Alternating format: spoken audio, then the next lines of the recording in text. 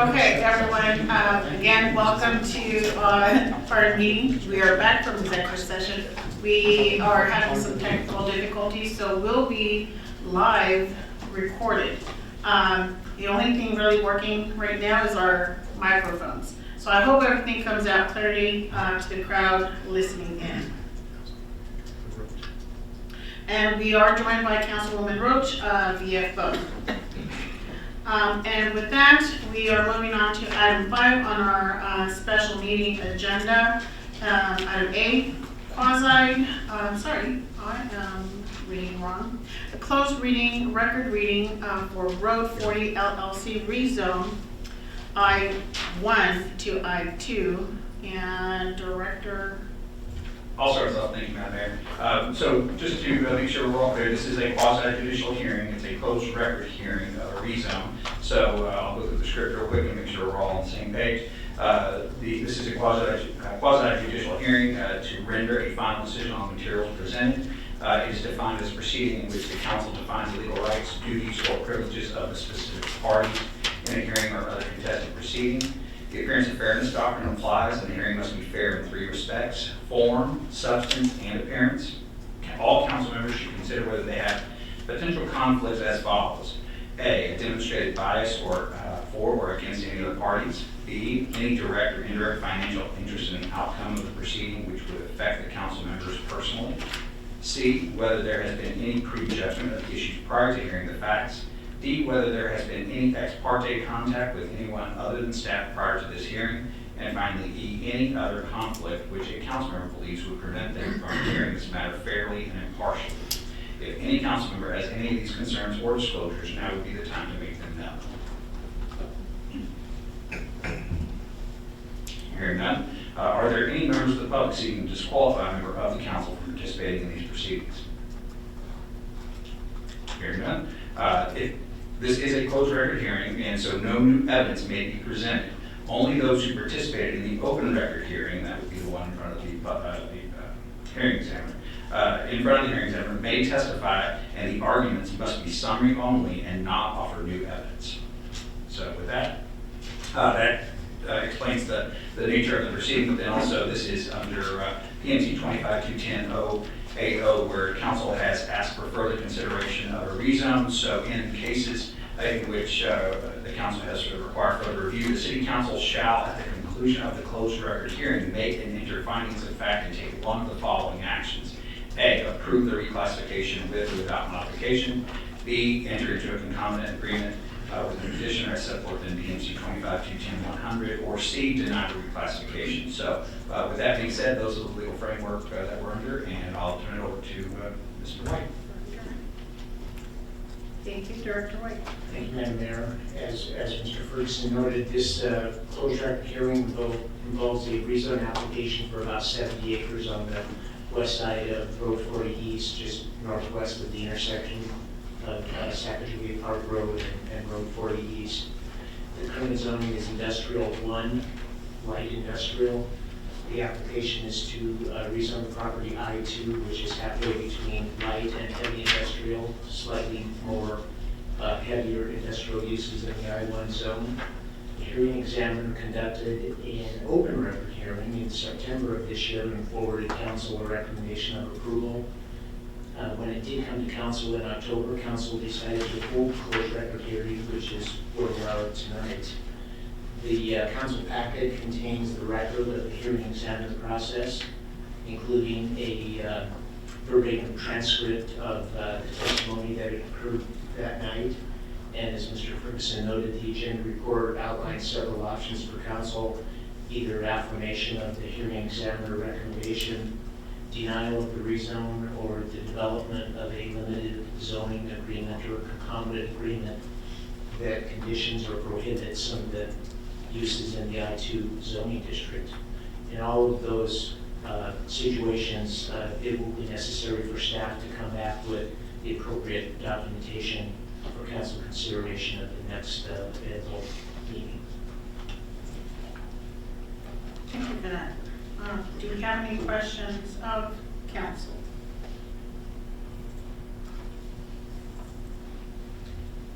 Hearing none, Do we have any questions from anyone in council chambers? Madam Mayor, if we could, yeah, if we could just go ahead and close the council meeting and start the public hearing. It doesn't say that on the agenda, so my fault, sorry. Correct. I apologize. So this closed record hearing is now open, and welcome any comment from anyone in council chambers.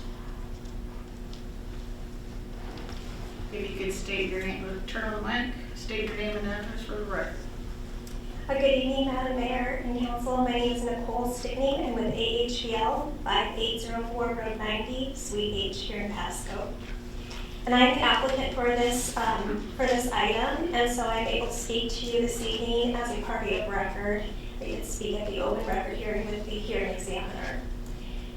And as mentioned, we are here because on October 17th, when Council was presented with the hearing examiner's recommendation of approval and also with staff's recommendation of approval, there was no passage of the ordinance at that time.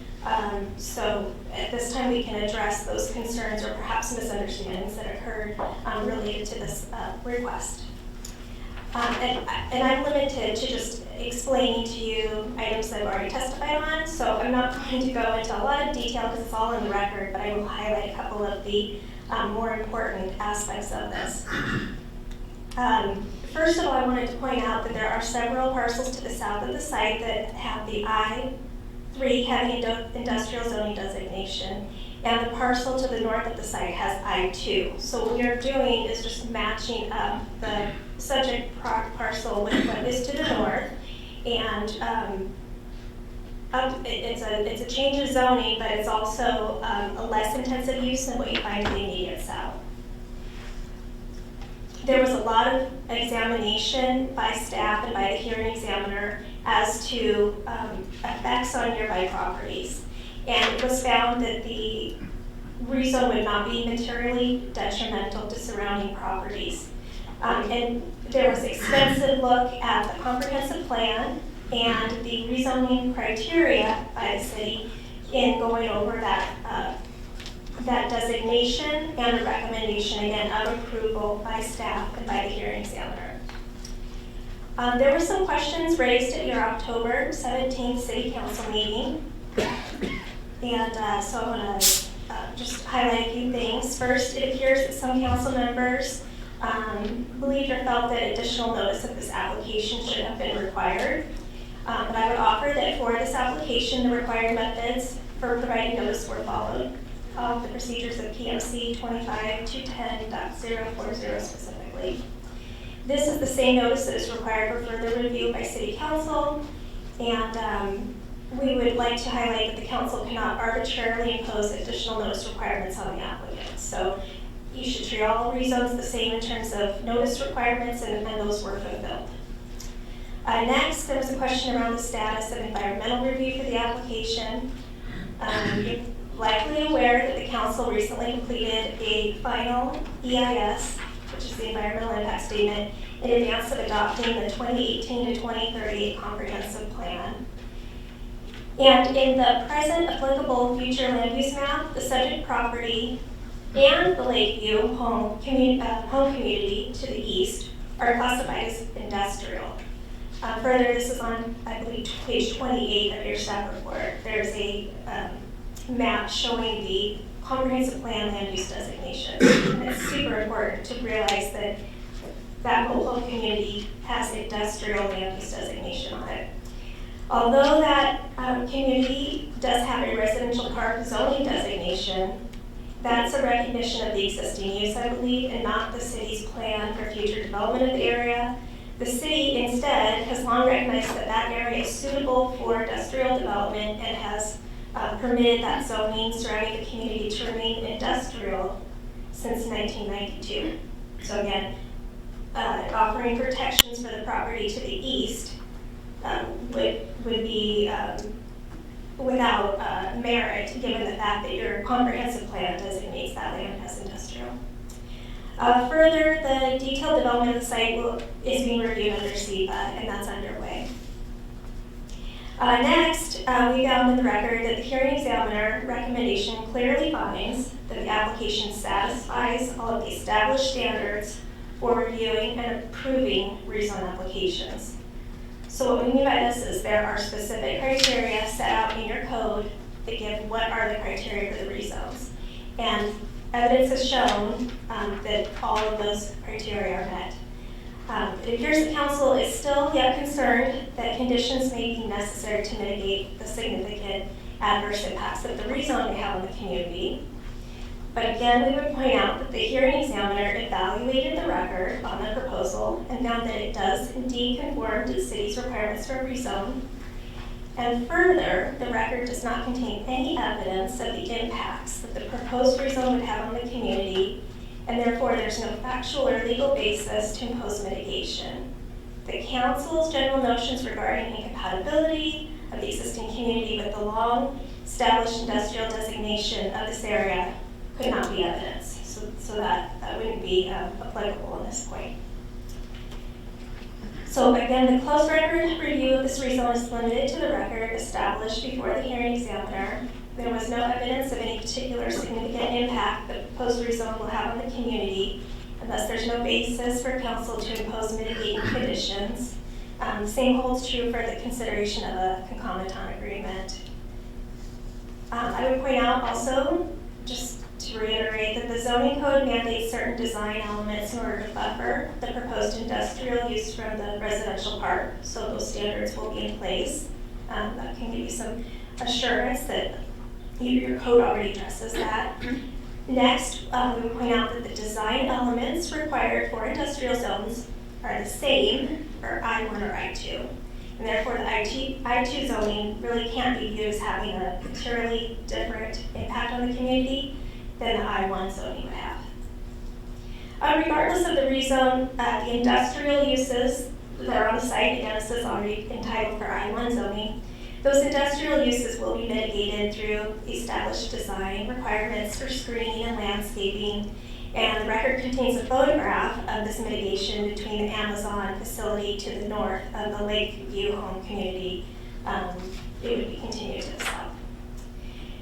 In summary, the presence of the mobile home community has been known by the city in repeated efforts to designate this area as industrial. This was not a mistake, this has been an ongoing thing. And the community was known to the staff and the hearing examiner, and it was evaluated throughout the review of this rezone. So it's not as though the mobile home community was overlooked. Instead, it was considered, and yet the recommendation of approval still came forward. It's understandable for council to consider impacts between the existing and proposed uses, but there's no evidence of a particular impact that will arise from this development that requires any mitigation different from or in addition to what's already required in the city's development code. The city's already made the legislative decision to surround the residential park with industrially zoned plans, and the city has adopted measures to mitigate the impacts of that industrial development. There's simply no evidence in the record to support new and additional requirements on the pending application above and beyond what's required by code. So for those reasons, I'm asking you, as I ask the hearing examiner and staff to please, we'll ask them to make a recommendation of approval. I'm asking you to now approve this rezone so we can move forward with development plans for the site. It is owned by Pasco Road 40, which is an affiliate of Terracotta LLC, and that's my client, and they are a company focused on developing Class A industrial, residential, and commercial projects. They have a great reputation. Their intent for the subject property is to develop a high-quality industrial project to satisfy a growing need in the market for this type of product. Certainly, this is exciting for economic development purposes. So again, I would ask you to approve the rezone, consider some of these points that have been brought up based on the record, and thank you for listening to me tonight. If for some reason the council could only move forward with a concomitant agreement, we of course would be okay with that, but I just want to be very clear that it shouldn't be necessary to have a concomitant agreement. It should just be rezoned to I-2, so I ask you for that action. Thank you. Thank you. Any further comment from anyone in the council chambers regarding this subject? Second and final call for comment Hearing none, this hearing is now closed. Do we have any comments from council? Mayor Pro Tem Maloney. Thank you, Mayor Barajas. Mr. Ferguson, I'll trust you that you'll keep me on the record here. But when I'm looking, Director White, when I'm looking at item 4.1 from the hearing examiner's report, it reads, the site is adjacent to an RP residential park residential district. Conditions to mitigate any significant adverse impacts from the proposal may be appropriate. Can you help expand on what the hearing examiner may have meant by that, and give me better context as to understand that bullet point? Well, I'm not positive I can know exactly what the hearing examiner was intending. To me, that statement means that the normal mitigation that Ms. Stickney mentioned, the landscaping, the screening, there are mitigating measures in the Pasco Municipal Code. Lighting, for example, is something she didn't mention, and shielding that would be applicable to any project in this area. And then, for the most part, it was my understanding that that was intended to be used for some sort of traffic mitigation, which is a very popular topic on Road 40 East with the development of the Amazon warehouses and this proposal here, and its relationship to Highway 12. When I look at 4.2, that seems to be much more focused on the actual traffic. They talk about 40-mile-an-hour speed limit, curves, etc. So I took that as to be the section where the hearing examiner was specific about traffic. I was taking 4.1 to mean other significant adverse impacts from it. So I guess, Director White, I'll say rather than a question to you, I'll make a statement. I read that as conditions to mitigate any significant adverse impacts from the proposal may be appropriate. And so I think that there's some. I think there's certainly a suggestion there that council would find that we do have significant mitigations to could be appropriate in this case. Councilman Serrano. Thank you. I'll just weigh in on the history, and hopefully I didn't go out far. I did look at the October 17th meeting minutes to confirm that two of us actually dissented, that we believed that the opinion was that this would be appropriate rezone, I being one of those two. Being that this is a closed record hearing with no further or additional evidence, I still remain of the opinion that this was an appropriate action, being this request was an appropriate action. I see no reason to deny it at this point. So again, I have no additional evidence before me to make me believe that I was incorrect in believing this should still be approved. Any further comment from council?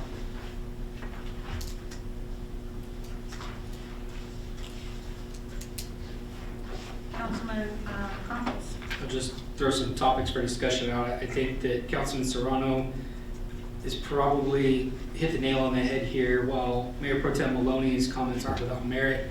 Within the expected rezone, there's already lots of language in there that allows for some mitigation already. You know, you get a look at the picture of the property directly to the north. There is quite a bit of easement there that is more than likely there specifically to give a buffer between the proposed property. I think from my standpoint, we just needed some more time to chew it over, but looking at all of the information that's presented, I'm comfortable moving forward as presented.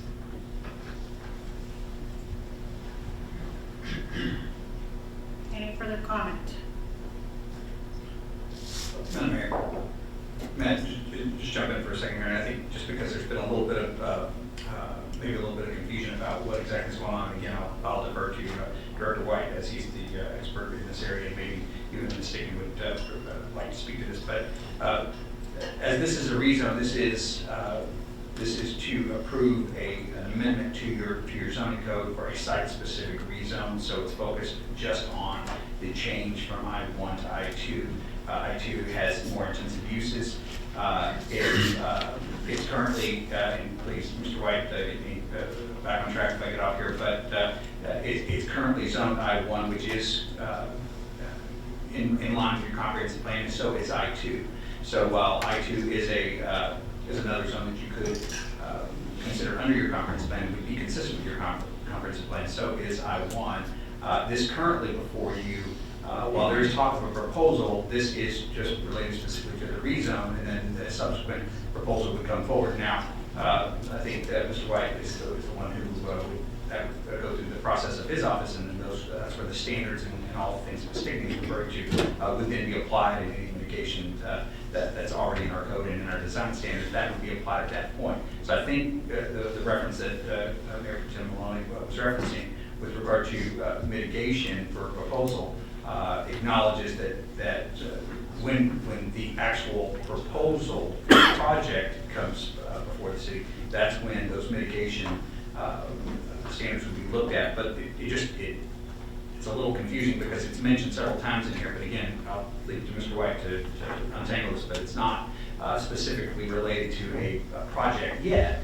And that whatever that project would be, we need to go through that process. And what it basically sounds like the hearing examiner is saying in his recommendation is that it would be appropriate at that time to apply those potential mitigation requirements to whatever that project may be.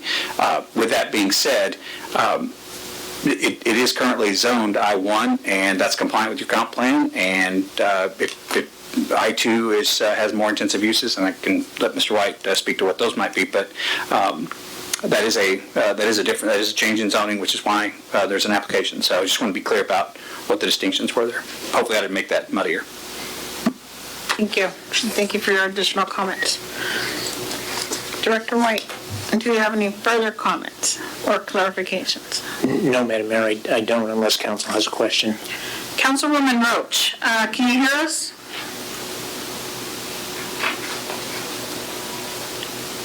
I can hear you. Can you hear me? Yes. Do you have any comments? I don't at this time. Okay. So, Mr. Ferguson, just correct me. There's no motion to be had, and in order for this item to move forward, this just gets added to our next agenda, correct? That's correct. So at this point, the option is that we need staff needs direction about what to come back with for an item for approval at the next meeting. At this point, unless council, it'd be preferable if we could hear from folks about what their preference is for us to go back, because that's typically how we do it by custom in setting the agenda item. So it'd be nice to be able to know exactly what we're potentially coming back with, while not a formal vote on the actual action. Perfect, thank you. And so with that, I'll turn again to our council members. Councilman Serrano. To keep it short, I would move to approve the requested zoning. So, is that enough clarity? Yeah. Okay. So if there's sufficient support, we can move that. If not, I just looked and we have enough. So we'll add that to the agenda for approval. Thank you. With that, we move on to item B, ordinance numbers 4619 and 4620, second readings and passage of 2023 and 2024 operating and capital project budgets. Director Buckley. Good evening. I'm glad to return tonight with our budget document asking for authority to set the budget for the years 2023 and 2024. There are a couple ordinances. The first one I'll talk about is the capital project budget ordinance. There's one of those, and that is related to our capital improvement plan and just sets a budget for those individual projects during those years. And then there are two proposed budgets, or ordinances, excuse me, one for the operating budget and then one titled alternate operating budget. That was provided related to a meeting we had last week, and it provided an option to move timing of new positions out, certain positions out from 2023 to 2024. So that is up to the council's discretion as to which one they are interested in that, and you should choose between one or the other. In that time, we've talked about, over the last few weeks, we've talked about the operating budget a few times and have had an opportunity to have good questions asked and then respond, and I'm thankful for that time. And so now, unless there's other questions, I'll turn the rest of this topic over to the council. Thank you, Director Buckley. Thank you. Do you have any further questions? Mayor Pro Tem Maloney. Thank you, Mayor Barajas, and thank you, Director Buckley, for all the hard work that you and your department and the rest of the city put into to pulling this together.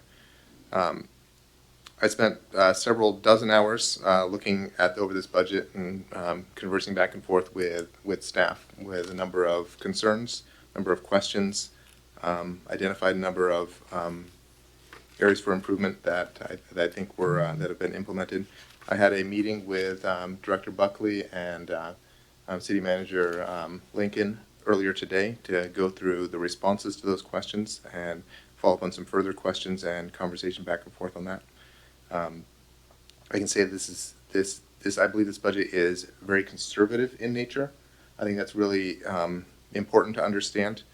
One of the items I think that's of great interest to me is that this budget assumes that all of the staff we will be hiring and every position in the city will be full starting January 1st. Obviously, we know that's not going to be the case, so I would expect to see some significant underruns in the expenses portions that are related to salaries in this budget. So we will see it's conservative in that fashion from the expenses side. Digging in, I believe it is also conservative when it comes to the revenue side as well. It is assuming a very minimal growth target based on residential growth and commercial growth. There's a couple items that we think are pretty confident that are happening, but by and large it assumes a very low level of growth for the city, which I believe is also conservative. Because of these two items, I think that even if we end up in a recession space, even if our budgets are taking a hit, if the economy is in bad shape this next year, I believe we will still be in good working order, at least enough to be able to make adjustments next year if necessary. But I think even beyond that, I think this budget is unlikely to need those sort of adjustments for recovery unless we have a very, very extensive downturn in our local economy. So, yeah, after, like I said, dozens, probably over 30 hours that I've spent on this, reviewing all the details and conversing back and forth with staff, I believe that we do not need to look at the alternative motion of the staggered staff additions.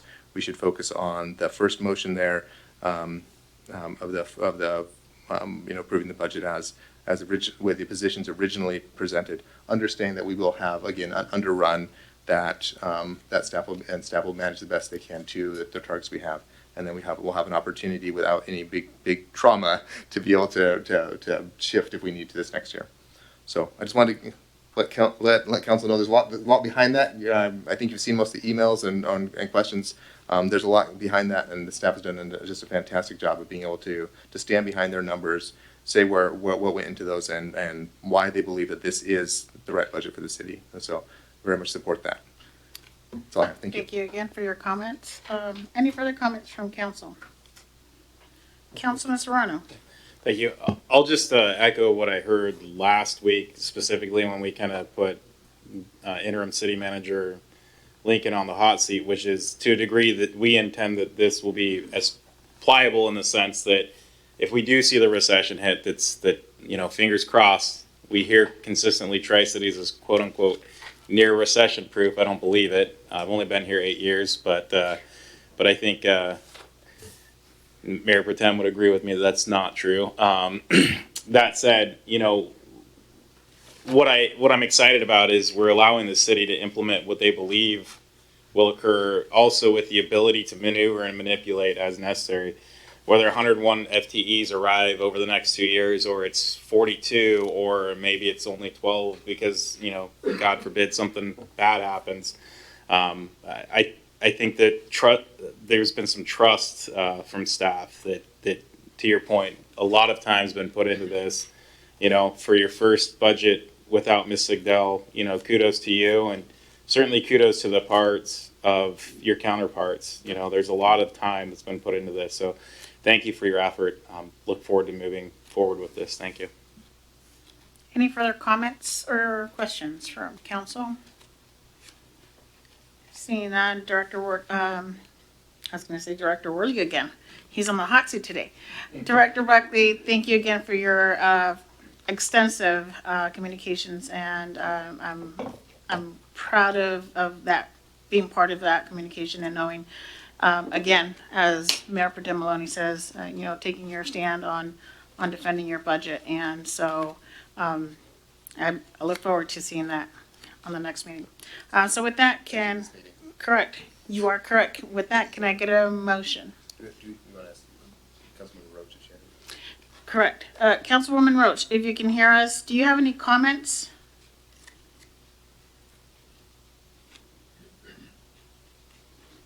Mayor, this is Councilwoman Roach, and I can't hear everything, but I can hear most of what's going on. I don't have any comments at this time.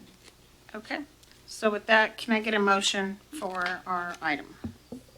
Yes, Mayor Barajas, I move to give the second reading and passage of ordinance number 4619, approving the operating budget for the 2023-2024 biennium, and further authorize publication by summary only. There's a motion. Can I get a second? I'll second that. All those in favor say aye. Aye. Any opposed, same sign. Councilwoman Roach, we didn't get your vote. It's a yes. Thank you, and it passes unanimously. I move to give the second reading and passage of ordinance number 4620, approving the capital projects budget for 2023-2024 biennium, and further authorize publication by summary only. There's a motion. Can I get a second? Second. Seconded by Councilmember Campos. All those in favor say aye. Aye. Councilwoman Roach. Aye. Thank you. Any opposed? Same sign. And it passes unanimously. With that, we move on to our next item on the agenda, approval of amended draft City Council redistricting plan for publication and public comment. Sorry, we were fighting over who gets to do it. Do you want me to recuse myself? Yes, if you'd Consistent. like to. Thank you. Thank you.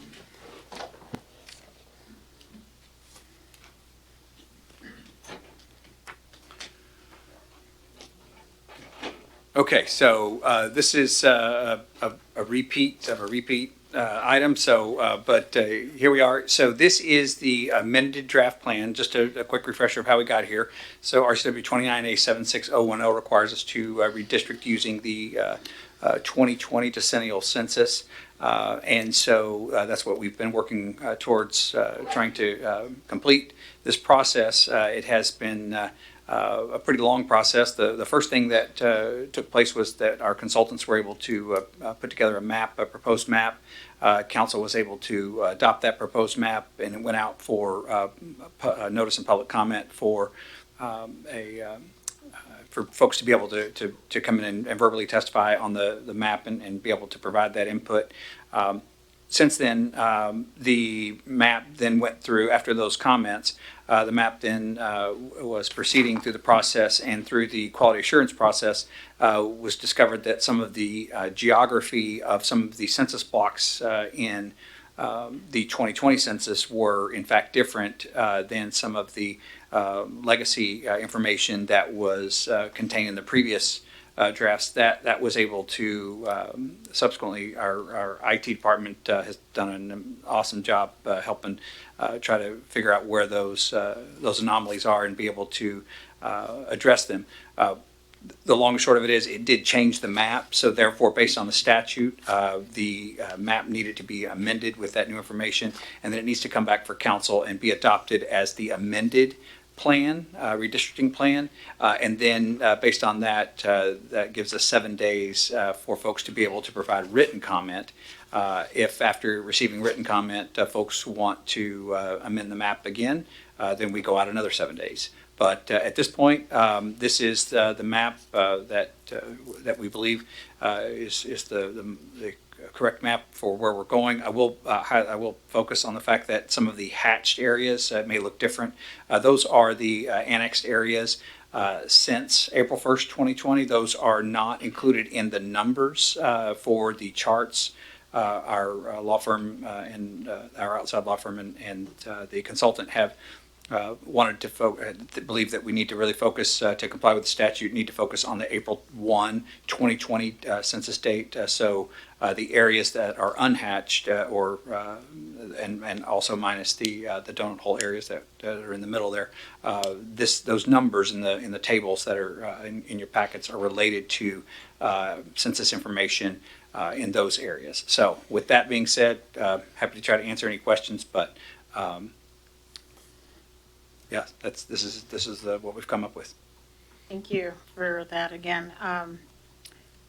Mayor Pro Tem Maloney, you have some questions? Yes, I do. Thank you, Mayor Barajas. Mr. Ferguson, those hatched areas, they have indications of voting precincts in them.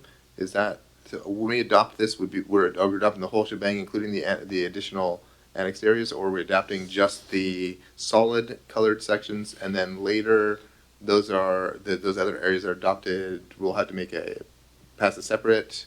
That's correct. Yep, no, that's exactly right. That's based on the recommendation of our outside counsel that we need to focus on the city as it looked in April 1, 2020, and to meet the requirements of the statute at this time. And the subsequent map will come back with the annexed areas after this, and that's been the recommendation from them. Okay, appreciate that. I will note that we got an update to this packet, I think, as of about 6 o'clock. I was in another meeting for the city at 6 o'clock, so I've not had a chance to see or to read our entire report here. But the action in front of us is simply to adopt something to provide to the public for their comment, not to adopt a map at this point in time. That is correct. Absolutely. Excellent. Thank you. Any further comment, questions from council?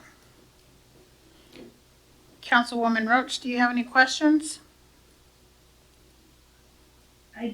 I am just looking over the maps right now myself, and I think I heard what Councilmember Maloney said, but I'm sorry, I didn't catch all of what he asked, so just looking for clarity there. Councilmember Roach, can you hear me? I can.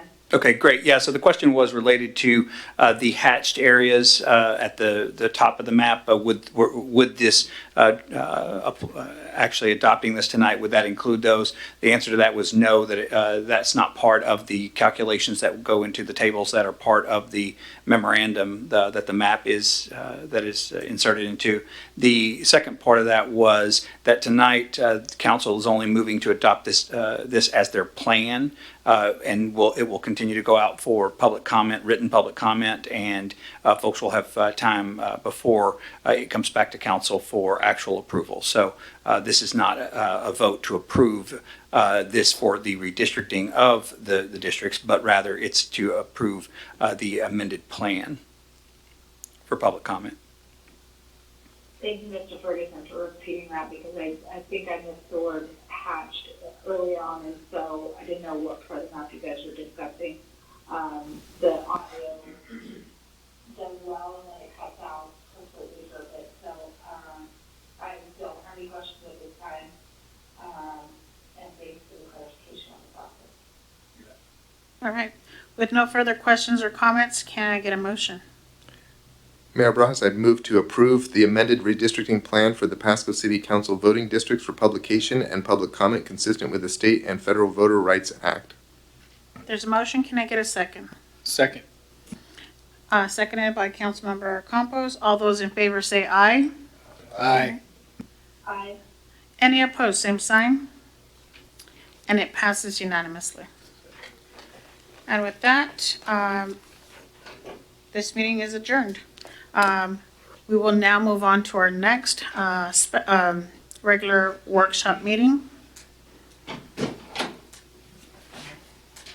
11 items go. So without all housekeeping items already out of the way, we will jump right into item 4, any verbal reports from council members? Councilman Serrano. I'll just be quick. Today I attended the Hanford Area Economic Investment Fund Committee Advisory Committee meeting. Lots of great discussion on seeing how we can ask the state to slightly retool our committee to allow us to free up some funds. We're also going to request an actual allocation of about $120,000 in waste fee funds. So hopefully there's money. It sounds like some of our businesses are actually paying off their loans prematurely. So that said, anyone that's looking to lend at slightly above par, I believe, I think we're like half to 1% above. If you're a small business seeking that type of thing, maybe you don't have credit history or something of that nature, come check us out. Hanford Area Economic Investment Fund, Investment Advisory Fund Committee. It's a mouthful to say, just haeif.org is probably the best. So yeah, great committee, happy to be part of it. Thank you very much. Thank you for sharing that. Director Orley, do you have some comments? I have your light turned on. No, Oh, okay, thank you. Councilwoman Roach, do you have anything to share, any reports to share? None here. Okay. Seeing no more lights turned on for comment, we'll move on to our next item on the agenda, items for discussion. First item on the agenda, Downtown Pasco Development Authority, the DPDA 2022 Annual Report and 2023 Funding Request. Director White. Thank you, Madam Mayor. Mr. Gonzalez will be introducing this subject. Thank you. All right. Thank you, Director White, and thank you, Council. It's great to be here. Seems like a long time, so good to be here with everybody. So today we're talking about the DPDA funding agreement and several other items that Executive Director Jerry Martinez is going to cover. Did want to acknowledge the DPDA board. He's got a lot of support, so these folks want to stand and be acknowledged. Thomas Grambois is here, Kylie Grimes, Gabriel Portugal, the chair, is here. And also I saw Alexia Estrada here, who is a former board member who we miss greatly, but I did want to acknowledge her efforts. And our other board members are also Jose Niguez and Christina Vieira, who are all volunteers and do a lot of hard work for the organization. So we're excited to present Jerry Martinez, the new executive director. He's going to talk about a multitude of things, the history of public development authorities. He's going to give you some examples on how some other jurisdictions run their PDAs. He's going to talk about Main Street, which is a really unique opportunity that we have. Going to highlight some financial wins, some losses. We've had some good things happen. We've had some not so good things happen. And really his vision for the future. Again, we're excited to have Jerry Martinez as the executive director. He's a young talent and really excited to have him be a part of this organization. So with that being said, I'd like to present Jerry Martinez.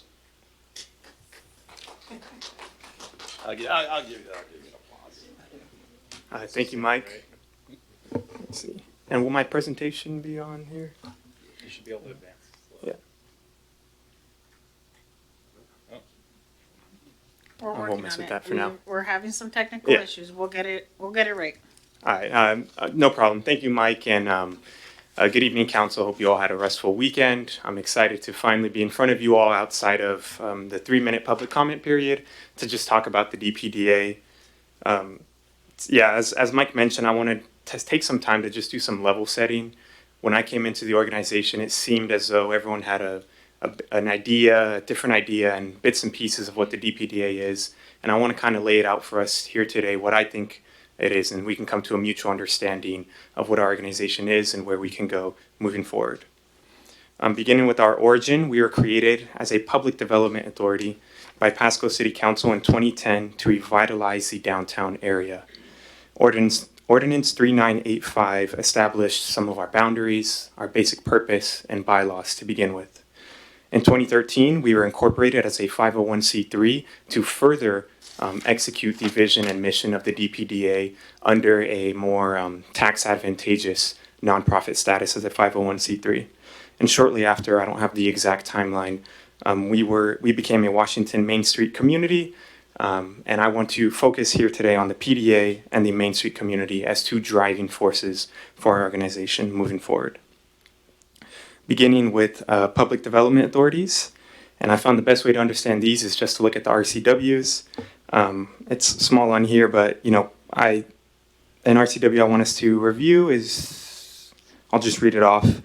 Section 1 states that any city, town, or county which shall create a public corporation, commission, or... Not to be rude, we do have quite a lengthy meeting ahead of us. Yeah. I don't think we need verbatim. If you can synopsize this. Yeah. Thank you. Okay. And as well as the presentation, if possible. Sure thing. Let me see. I just, if you look at section 2, I want to just highlight our ability to conduct community renewal activities and sell real and personal property. Some other examples of PDAs in Washington I wanted to present to you all are right there in the packet as well. Some of the takeaways I wanted us to have from these PDAs across Washington is that, one, they have a very focused mission and scope, the creation of jobs through an industrial park, the creation of arts and cultural opportunities through a 1% tax ordinance, and the operation of a distinct marketplace in Seattle through the ownership and operation of those buildings. Some of the takeaways here, or the second takeaway, is that each of these PDAs are self-sustaining, meaning their operations fund for themselves and some. The 1% tax for the arts, the tenant's rent of the industrial park, and the tenant's rent of the Pike Place Marketplace. Now, while I don't believe a 1% arts ordinance is applicable or relevant to the downtown area, I do believe we have a strong opportunity in downtown Pasco to be a part of the ownership and some of the management and revitalization efforts ourselves as a public development authority. The second driving force for us is a Washington Main Street community, and I think it's important to pause here and just note that across the entire state of Washington, the DPDA is the one and only example of a Main Street community that is organized as a public development authority. No other PDA, no other Washington State community is organized in this fashion. Washington Main Street is a comprehensive, incremental approach to revitalization built around a community's unique heritage and culture. At the state level, we live under the Washington Historic Preservation Trust, and at the national level, the Main Street for America lives under the Department of Archaeology and Historic Preservation. Main streets have a root in historic preservation and the preservation of a community's heritage and culture. Alongside this, we have access to a number of things. Probably the most familiar to you all is the Main Street Tax Incentive Program, giving contributors an opportunity to directly fund their downtowns and in return receive a 75% tax credit contribution tax credit incentive to their public utility tax or their business and occupation tax.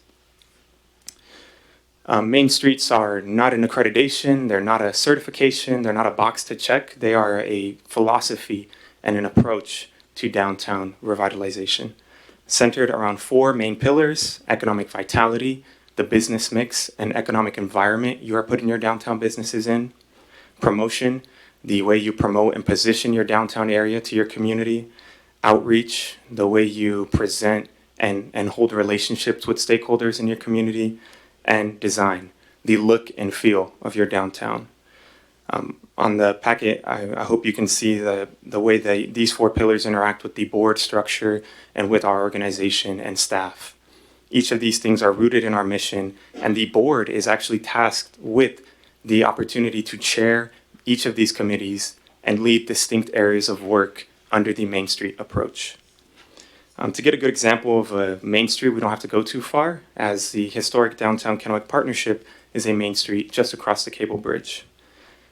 They are 501c3, a Main Street. They have an 11-member board, mostly elected by downtown members.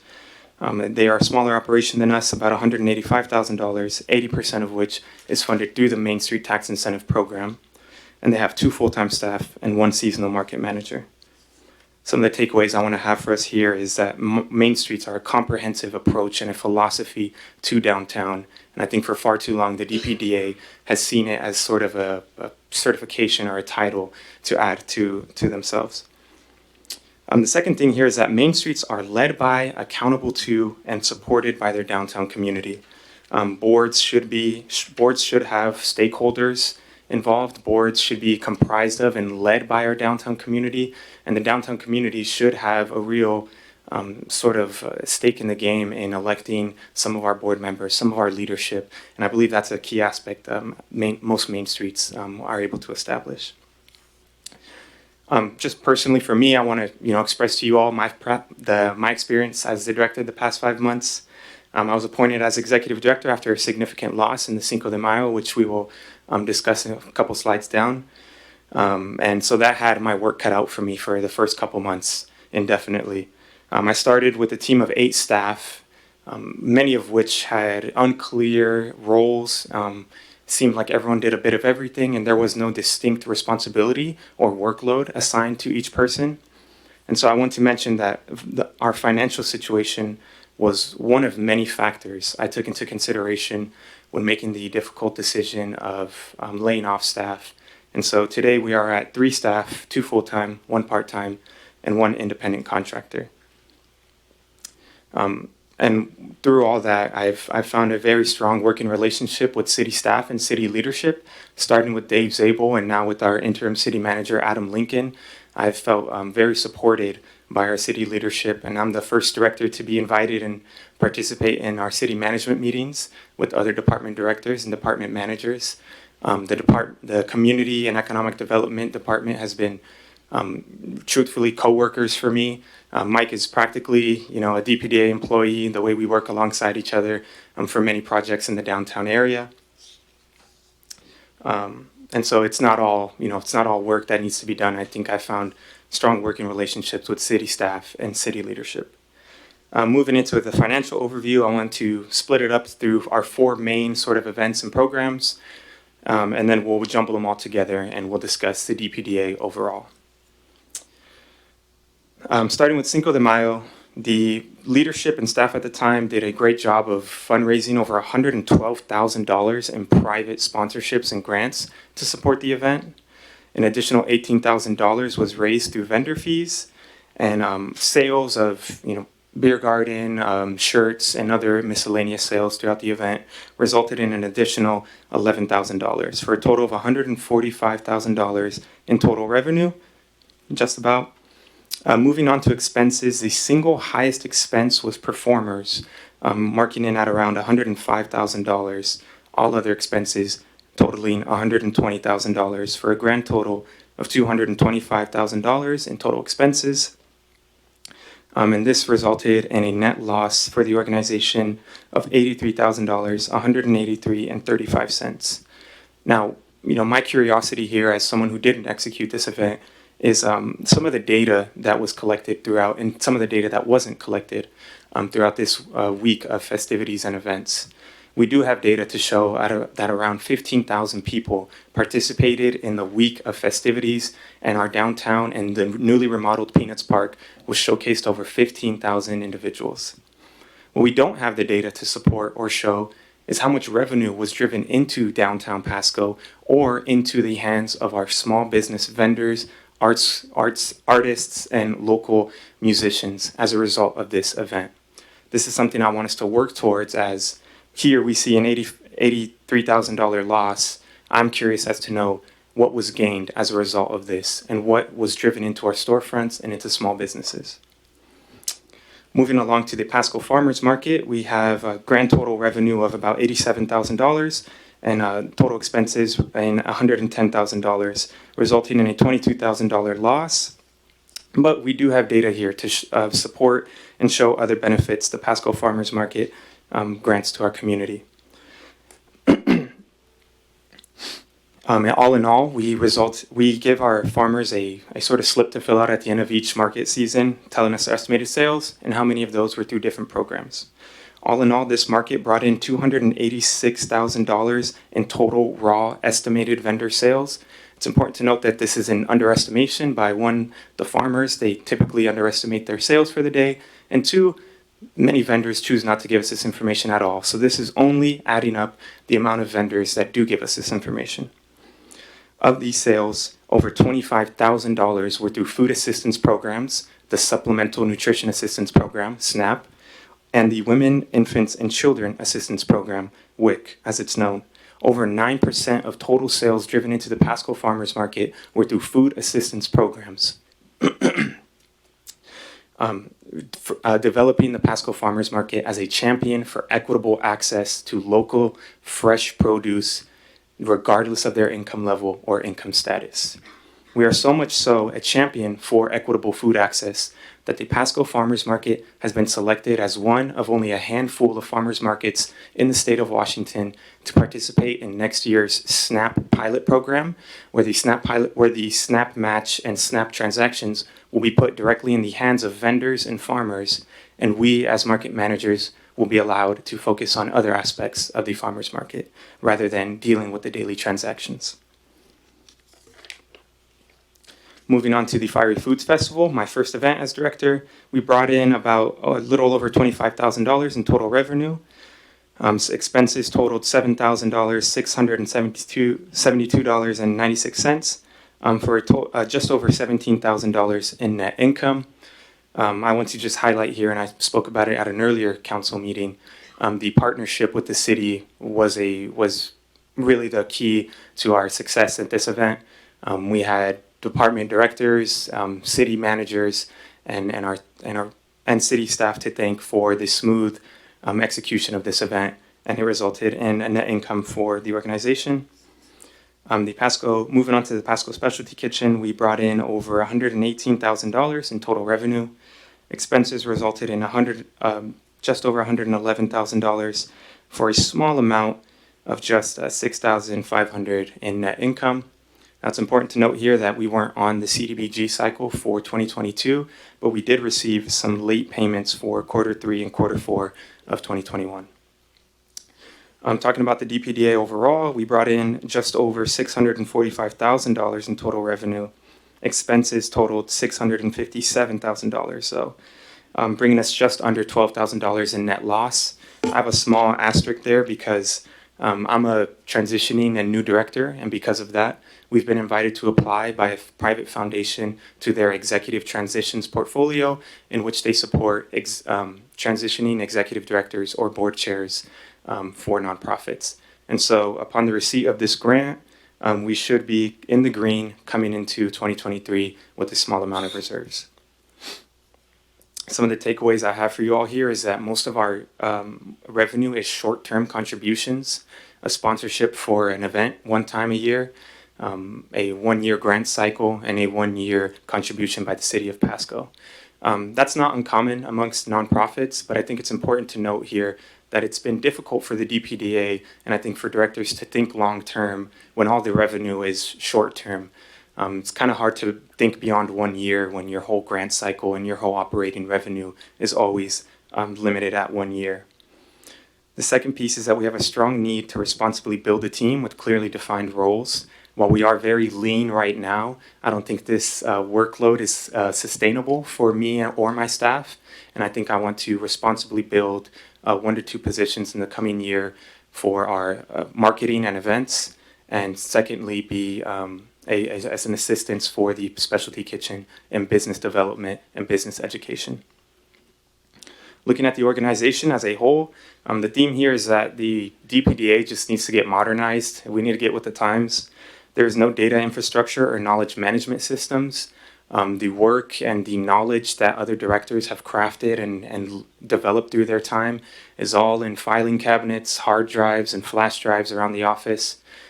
As a modern organization, this is just, we need to get updated, and we need to have a centralized, secure database for us to be able to access our public records, for us to be able to access public documents and planning records, so we can continue to build upon previous successes and not have to hit the reset button year after year.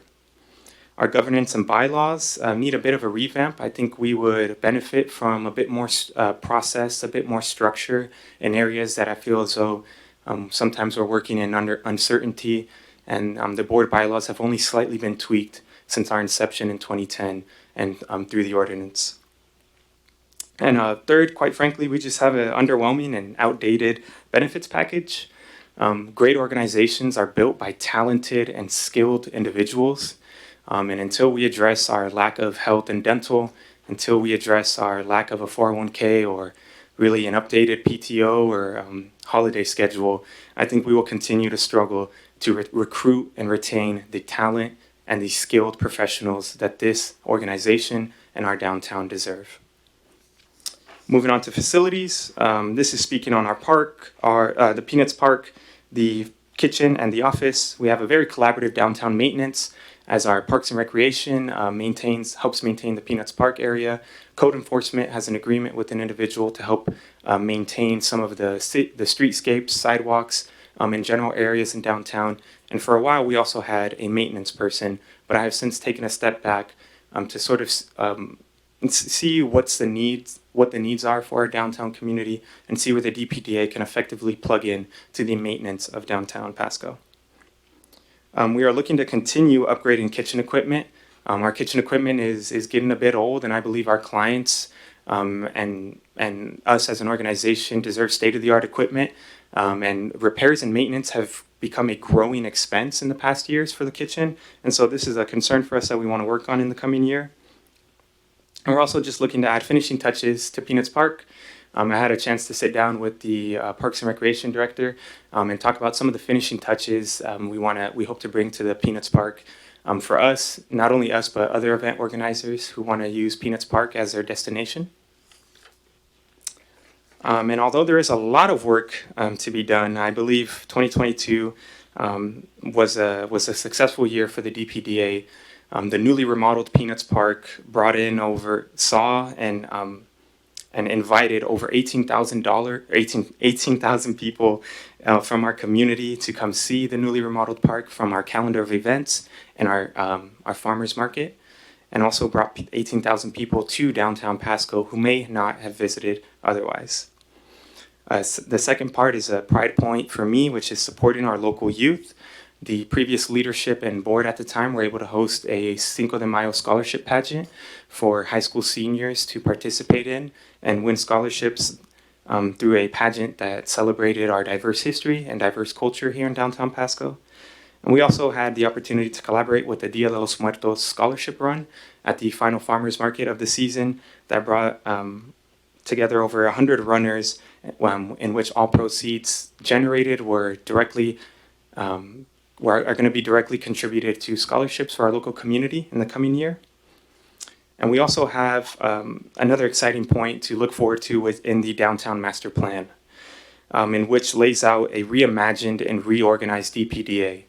And I want to mention too some of the efforts that our Community and Economic Development Office are bringing us alongside and into, working with some consultants to finalize an agreement on assisting us work through how we can better facilitate and how we can better structure the PDA and the Main Street community to be effective organizations that bring many benefits to our downtown community.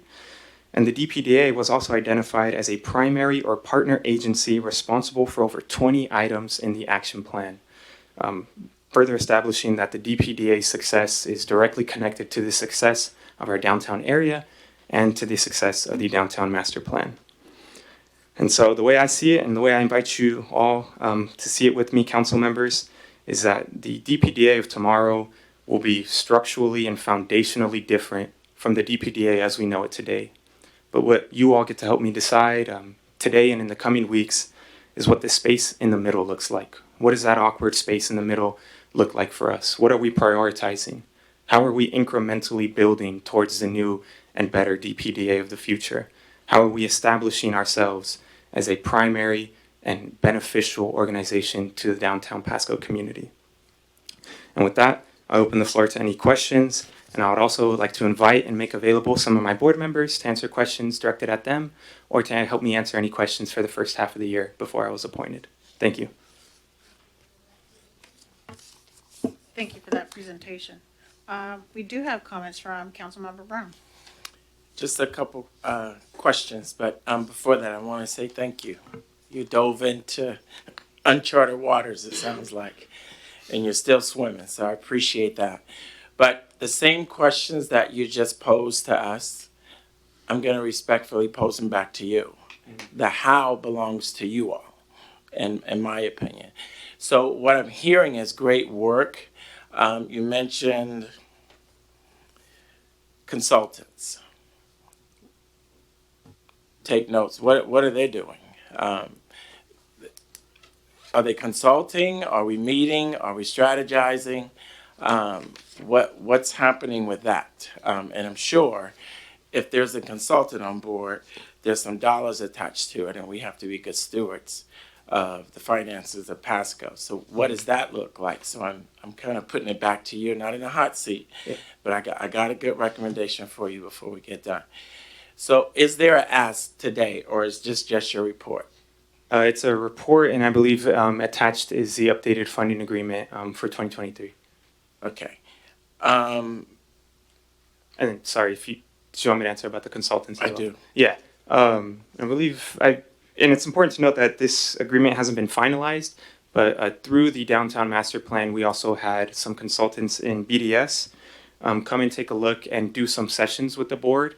And this was through the Community and Economic Development Office. Jacob and Rick have worked with these consultants before I got here, and they looped me in after I was here. And so we've had a couple meetings with them, but we're just kind of trying to finalize what it is we are asking of them before we, as you said, sign up to steward any money or make an agreement anywhere. Almost done. I'm just a little perplexed on the losses. So when we talk about all the losses, I think I think you stated, and I'm going to do this in a different way, that there's not much supporting information or documents on how this loss happened. Did I hear that correct?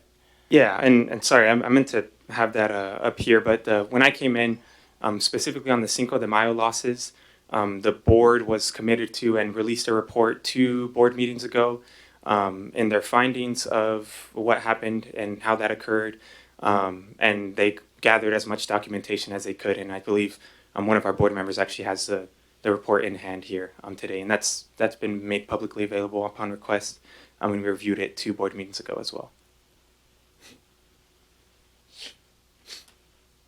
And mention about the current staff. Mm-hmm. So, and I'm going to speculate that there's an ask behind that. If all of these great things that you've mentioned and the innovative approach that looks like it's on its way for greater days, I just don't see you all being able to handle that with what you have right now. So your ask has to be reasonable and quick. But it needs to fit the repair before the axe. Does that make sense? Yeah, I believe If so. not, I can fix it up for you. I'm just, Yeah. I don't want you in the hot seat. If you Okay. can, yeah. That's Because if there's a great axe, Mm-hmm. I would ask that invite us to come down if that's a proper protocol. I think we need to work inside outward and not outward in.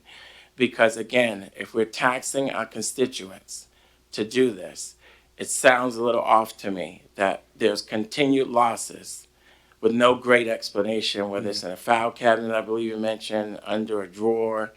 This is not sounding real good. So how do we get, with these consultants, an ASAP kind of move to where your ask can be respectfully, I'm going to say this word, entertained? Mm-hmm. And I believe in most of the presentation, and I'm sorry we couldn't get it on the screen in front of you, I do actually want to focus internally, and I think that's where we've sort of fell through the cracks historically.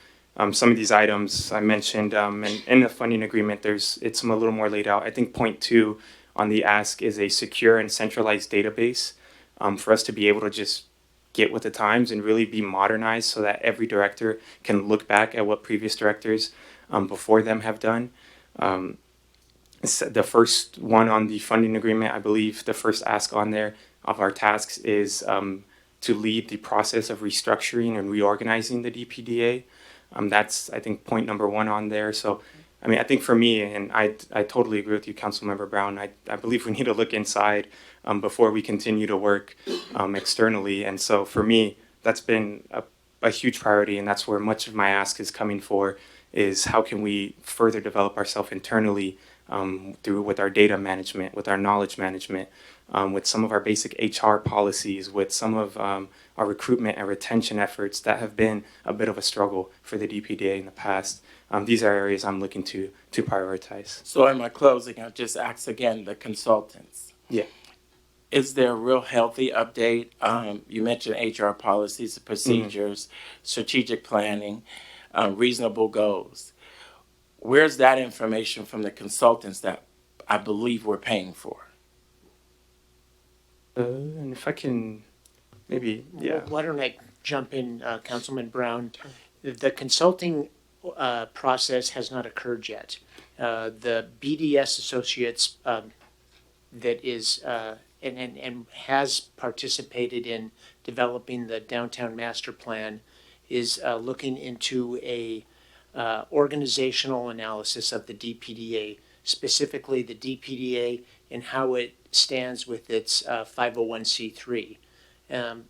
The consultant believes, through some earlier work this year, the consultant believes that there are organizational benefits that will occur if a deep look is taken, and perhaps even, this is a big perhaps, that the 501c3 is separated from the DPDA functions. So that has yet to occur, and it's scheduled. Actually, the consultant, we just received the signed contract to start at the beginning of the year. And I think leading off that process will be a discussion with each council person as to how and what they expect the DPDA to be over the coming years. Okay. Thank you, Rick. Thank you. You're off the hot seat, buddy. Thank you again for all that you're doing. Hang in there, but use your resources. Thank you, Councilmember. It's an ASAP situation. I understand what's coming in a new year. Use your resources. I think this is an awesome, talented group. Put us to work. We're here as servants to the city of Pasco and to downtown, but we have got to make an immediate public change to what's happening in your organization. With all due respect, I think you agree, right? You just said that. Yeah. So use us and watch our expertise kick in and create an awesome downtown Pasco. So thanks, and just hang in there. We got you. Appreciate you. Thank you. Thank you, Councilmember Brown. Thank you for your comments, Councilmember Brown. Councilman Campos. Thank you, Madam Mayor. Thank you, Director Martinez. I have a question for you. Councilman Brown asked most of the hardball questions, but I'm looking at the Fiery Foods Festival and your ability to run with a relatively low overhead expense and turn a profit on that. Why not run more events? If you can do more of those, you break even. We have a beautiful, well open space. Are you getting direction from your board to have more events? Yeah, and I think part of the master plan as well is to have more events in downtown. And so that's an area we're looking towards. But I think for me, just like as a director, I'm kind of trying to balance. There's a lot of work we need to do internally with, we can obviously throw effective and profitable events. And I'm kind of trying to balance those two priorities, which is, a task of the job. But I do believe in the future, we are starting to develop a sort of formula of, hey, we can run this event. We have the right partnerships in place. I think we're getting to a good point that we can quickly turn and build out events for the rest of the year.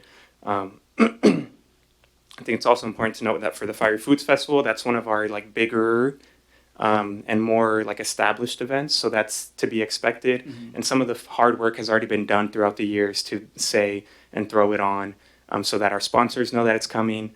Our community knows it's coming. So that's a bit of an outlier, and it's a very well established event.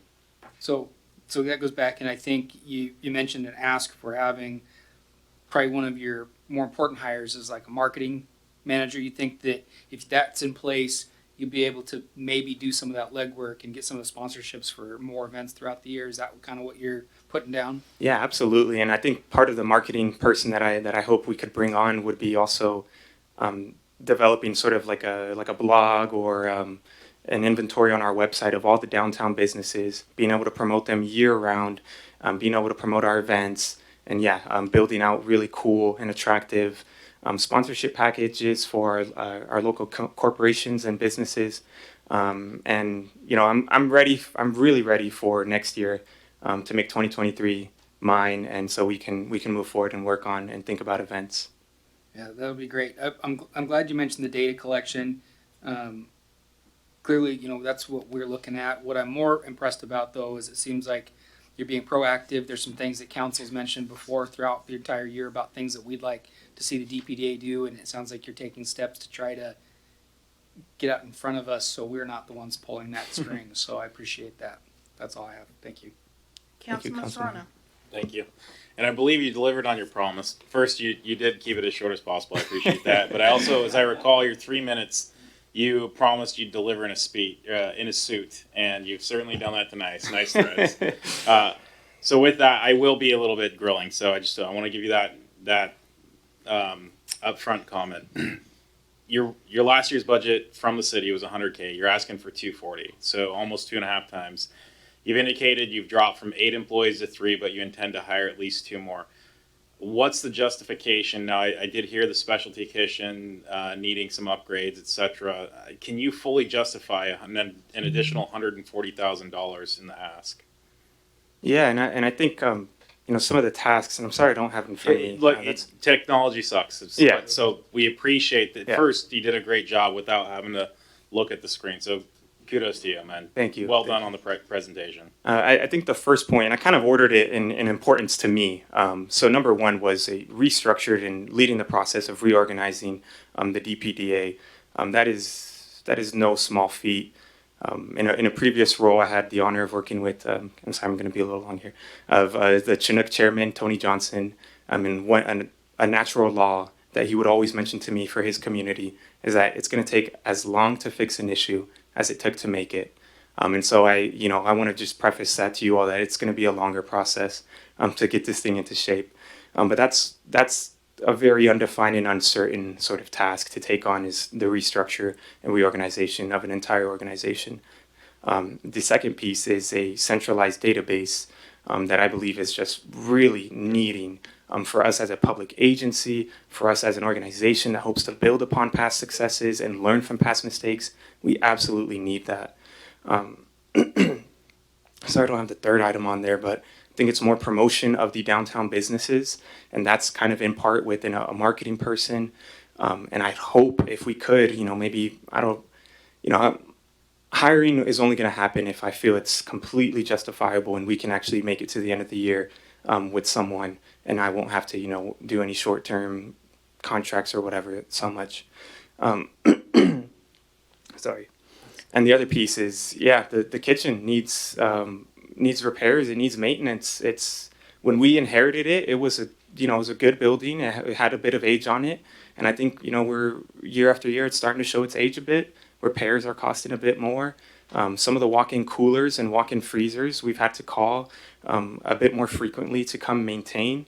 And I think, as we grow into, right now we're about 23, 24 clients in the kitchen, the cleanliness has become a concern. And so, that's going to be an increased expense in years to come. And I think we just, we're working with, Mike and I had the opportunity to apply for a grant in which we're hoping to really upgrade the entire kitchen. Unfortunately, we didn't win that grant, but we're going to continue pushing and fighting for a totally upgraded kitchen. I believe other aspects in there were maybe a revamp to some of the board bylaws. And I think this is where, we can benefit from a bit more structure. We can benefit from a bit more process and a bit more understanding about what our role should be. The fourth, one of the pieces in there is a funding strategy for the Main Street Tax Incentive Program. Now, if you all do choose to contribute $240,000, it would be the first time in the DPDA's history that we capped out the Main Street Tax Incentive Program. And the city of Pasco would receive $160,000 tax credit to their public utility tax, which I think is a very big win-win for the community. But I also think as time goes on, we need to learn to establish our partnerships with private corporations and private businesses to further, if the city's going to meet us here, I want us to fill in the gaps with our private corporations and private businesses. Thank you. Yeah, I really appreciate that, because when I look at the Kennewick numbers, right, obviously it's significantly smaller. The budget, I believe, is roughly a quarter. I'm not a math guy, so I'm going to use generalities. Yet 85% or 80% of their revenue came from the tax incentive program, whereas 15% of ours came. I can definitely do the math there, and that's pretty significant. And so my concern is, rather than coming to the city asking the big lift from us, and quite frankly, when we've talked really recently about doing away with the DPDA as a council, right? I do appreciate that you've jumped in. You're doing a lot of great work. I want to be clear about that.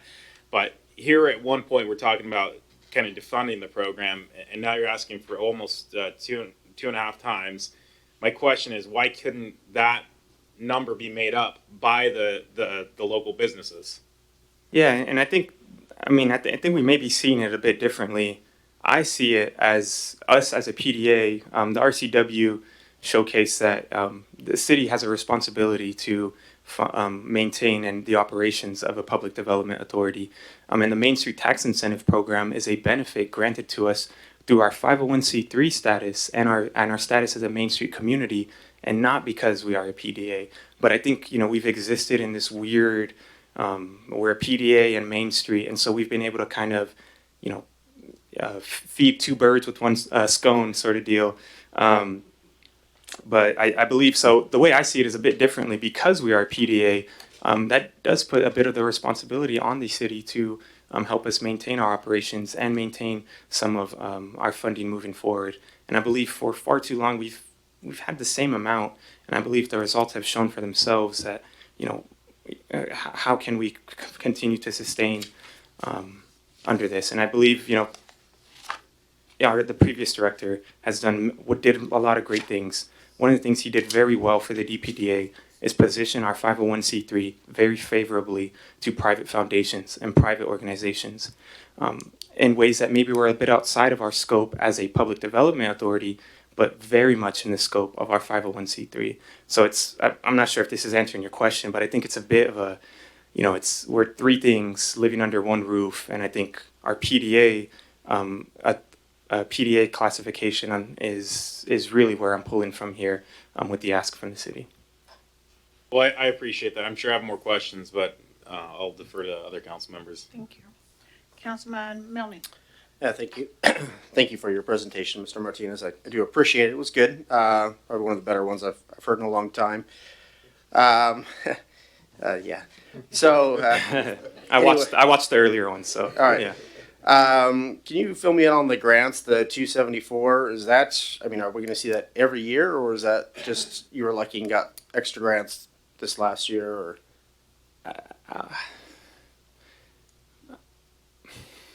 I will say, I'm bringing a couple relationships with me from my former jobs.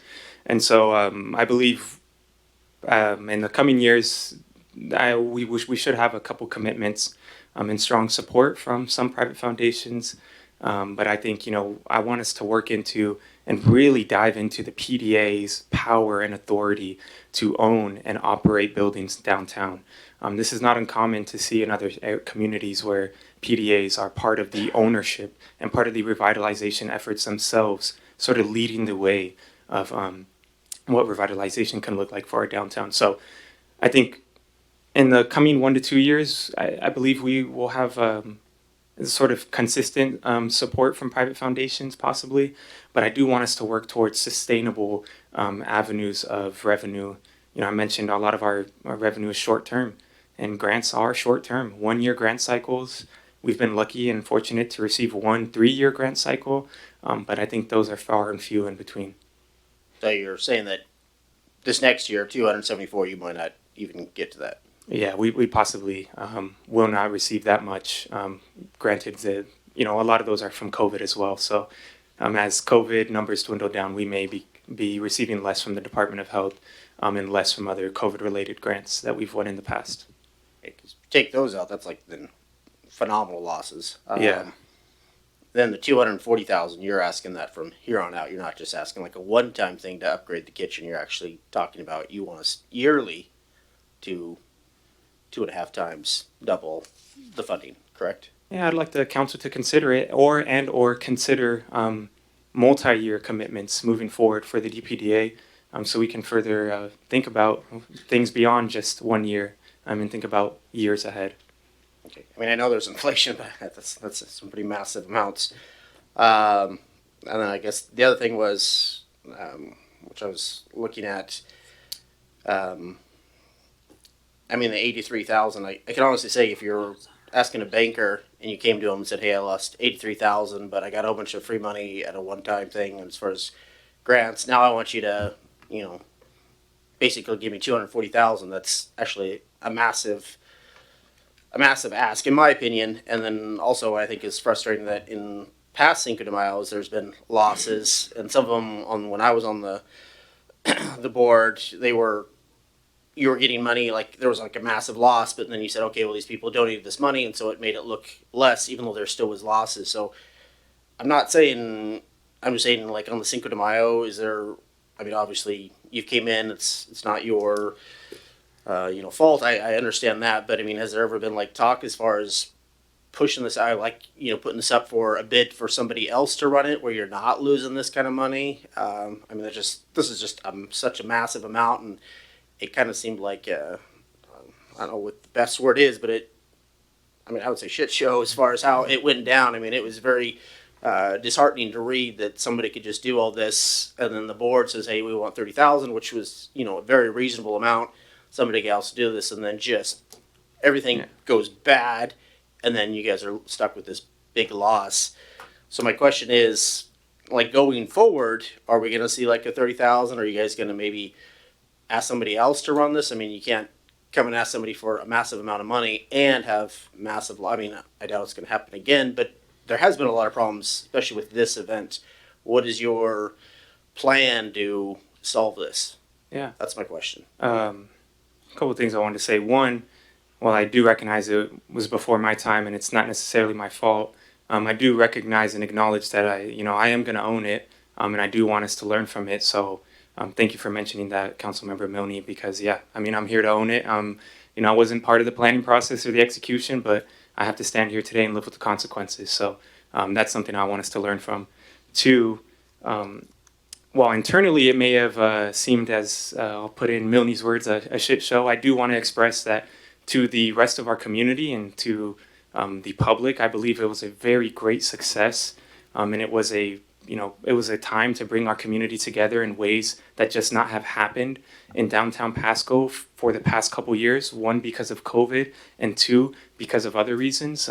We had this, I think the energy throughout the event was very successful. To the public, I believe it was a grand benefit. Internally, definitely more along the lines of what you said. And then, sorry, can you repeat the question? I just wanted to get. I was asking, like, moving forward, considering that we've had losses, not every year, but in a fair amount of years, there's been losses. What is your personal plan to resolve this issue?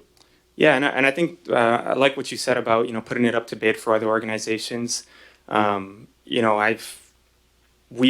been in the funding agreement since the first funding agreement probably, and so that's just an aspect that I thought. I want to come here open conversation with you all. If that's not a piece you want the DPDA to take on anymore, let's talk about it and let's remove it and let's put it up to bid for other people to do it. But until then, it's our responsibility, and it's traditionally and historically something the DPDA has undertaken. So, I don't want to shy away from that, and I want to be able to execute something that is successful and profitable. In the future, I think we need to work with the board as a stronger governance structure to oversee some of these items. And I think just having the committee structure last year, I believe a lot of the work the committee was there. A lot of the work was still up to the staff, and a lot of the daily transactions were up to staff. I think it's important that we try to bring in the committee and some of our board members and volunteers who have really great event planning experience to take on a bit more of a leadership role. As event planning isn't my game, but it may be someone else's game who can really move us through to a successful Cinco de Mayo. Okay, and then I had a few more questions. I know, like, in my perspective, like, having, like, again, if you're having entertainers and they're costing this kind of money, sometimes, reaching out to a school district and having, like, the kids sing, you're going to actually get all the parents coming down to watch their kid. Yeah. So, I mean, I did hear good things that they like the entertainers, but again, this is just a massive amount of money. So my question to you on this is, if you pulled away the events, are you still going to be coming to us with an ask as far as such a large ask, or are you saying if we pulled away the Cinco de Mayo, some of the other stuff that you wouldn't need as much money? What's your thought on that? Yeah, I think part of this ask is so that I don't have to come back to you all and we can kind of plan with an established sort of budget in mind for the coming year. Okay, yeah. Oh, yeah, sorry. Yeah, the board is available too. Okay. And then, I fully agree with you that I think entertainment should actually be, we should highlight our local entertainment as much as we can. I'm all for our events being community events that drive business to downtown Pasco and to our small business vendors. I don't care for a party in downtown Pasco. I want us to be community centered and I want us to drive business and visitors to downtown Pasco. And so I think that's part of our clarification and reimagining of what events need to be is what is the real purpose of events? Are they to be grand fundraisers for the DPDA? If they are, they need to look and feel entirely different. If they're to be solely for the benefit of our community and to our small businesses and storefronts, then we need to highlight and measure ourselves against that and that alone. Okay, and then I guess I'll let Craig finish some of this, but my last question is, on the 5 years that I've been on council, the councils, and Craig has been the one that's been with me the most as far as going down. I know we've done at least 3 of them where we've gone down, talked to different business on our own. We've actually asked the DPDA to assist in that, and the previous directors, or at least one of them, turned us down cold. My question to you is, have you gone out and talked to every business? Because, I mean, when we went down there, it was extremely rare. Everybody was like, oh, no, we don't even know what the DPDA does. Nobody comes. It's the LBA that actually comes, that hits us up, talks to us. So what kind of things, I mean, obviously you're a sharp-looking dressed guy. What things have you done, and can you expand on, I mean, can you give us assurance that, I mean, have you sent out flyers, dropped off flyers? I mean, what is our money going towards if nobody in the downtown even knows what you guys do, and all they're talking about is the LBA? And, I mean, I'm just saying, it was frustrating for us to hear that kind of reaction, because I assumed with the money that we're given in past years that there would be people that have an understanding of what you guys, the services that you offer. Can you expand on that? If I may interject, Gabriel Portugal, Chair of the Board. I think really Jerry's doing an awesome job with the 5-6 months that he's been leading us. So some of your questions are, when you're asking about how we lost all this amount of monies and on events. And I'm thinking that there is a big picture here that we need to look at. It's not just this event. It goes back to 20 or so years when Cinco de Mayo was not part of the city. It was part of a community. We started it as a community event. It was not the city. And an individual came storming, trying to take over exactly what you're saying, the entertainment, because it is a money-making event for the entertainment. Moving forward a few years, to maybe 5, I think the city allocated about $10,000 for Cinco de Mayo. This is what we've been getting for that. I run Cinco de Mayo forever, to the point that I think that's that's it. I've reached my limit. But in my experience, you gave us $10,000, the city. I know there's another budget for the DPDA, and according to DPDAs throughout the state, none of those DPDAs, PDAs do events. We're probably one of the few that have events like Cinco de Mayo and Fire Food Festivals. And that adds a lot of stress on our directors. And I said this before to you here, that it takes them away from doing all this job that you're saying. Go to the business, get a business meeting, get all the businesses involved. So we have this individual that also owns a newspaper and that has connections with some of you in the council, where we're still figuring out what's going on, because some of this information that it keeps coming back. We get blamed for a lot of things that this individual has done, going into the city to those businesses that you said, Member Milne, and laying out a bad rap about DPDA. This happens with the previous directors, where he made it a statement, he made it his goal to do away DPDA, and he's been sending you a lot of emails about defunding DPDA. If you're gonna do that, that's entirely up to the council. We'll respect your decision, but I want you to look at the big picture. It's not just Jerry's awesome. He's a fresher breath air for us, and we hope that he accomplishes all his plans. We're behind him. But in looking at the losses and all that, it's not a simple answer. This individual sent you a bad letter about joining us for the past Cinco de Mayo, and you send us an email saying you need to join with the LBA. It was not our idea. You, the council, said, join the LBA for inclusivity and all that. We tried, and that's what cost us a lot of money. That is what cost us a lot of money. Because we went to where the promoter, we already had like $44,000 in systems for the stage and all that already in place. Not knowing that this promoter and the person that you and I know who it is had a vendetta, and they still do. Yeah, again, I'm not here to rehash this again. So that loss of money, yeah. But I was just saying, like, if you're gonna ask this question, like usually, like in a business proposal, like if I go before somebody and I say, hey, I have an event, and I say, can you include this? And the guy says either yay or nay. He doesn't then hit me with, a cancellation fee. Usually, if there's a cancellation fee, it's in writing.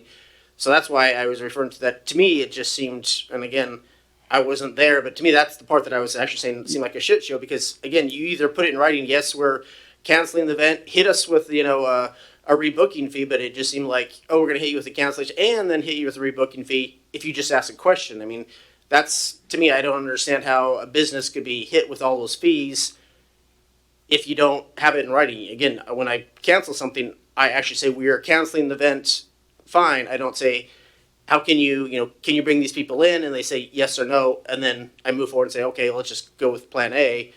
So to me, it just, again, I wasn't there. I'm not saying I was. To me, It just seems frustrating to read this, that all of a sudden there's a $40,000 loss by asking a question. And it seems to me that's nefarious. Something is going wrong here when you ask a question and then you're hit with $40,000. That's not chump change. It just feels that the blame is all on DPDA because we're losing all this money. And I just wanted you to see the big picture, that it's not just as simple as like it is for 6 months. It goes beyond Jerry. And yeah, I mean, we need to move forward. I mean, again, yeah, I'm frustrated too. And Jerry seems to be a very great guy. He seems to have energy.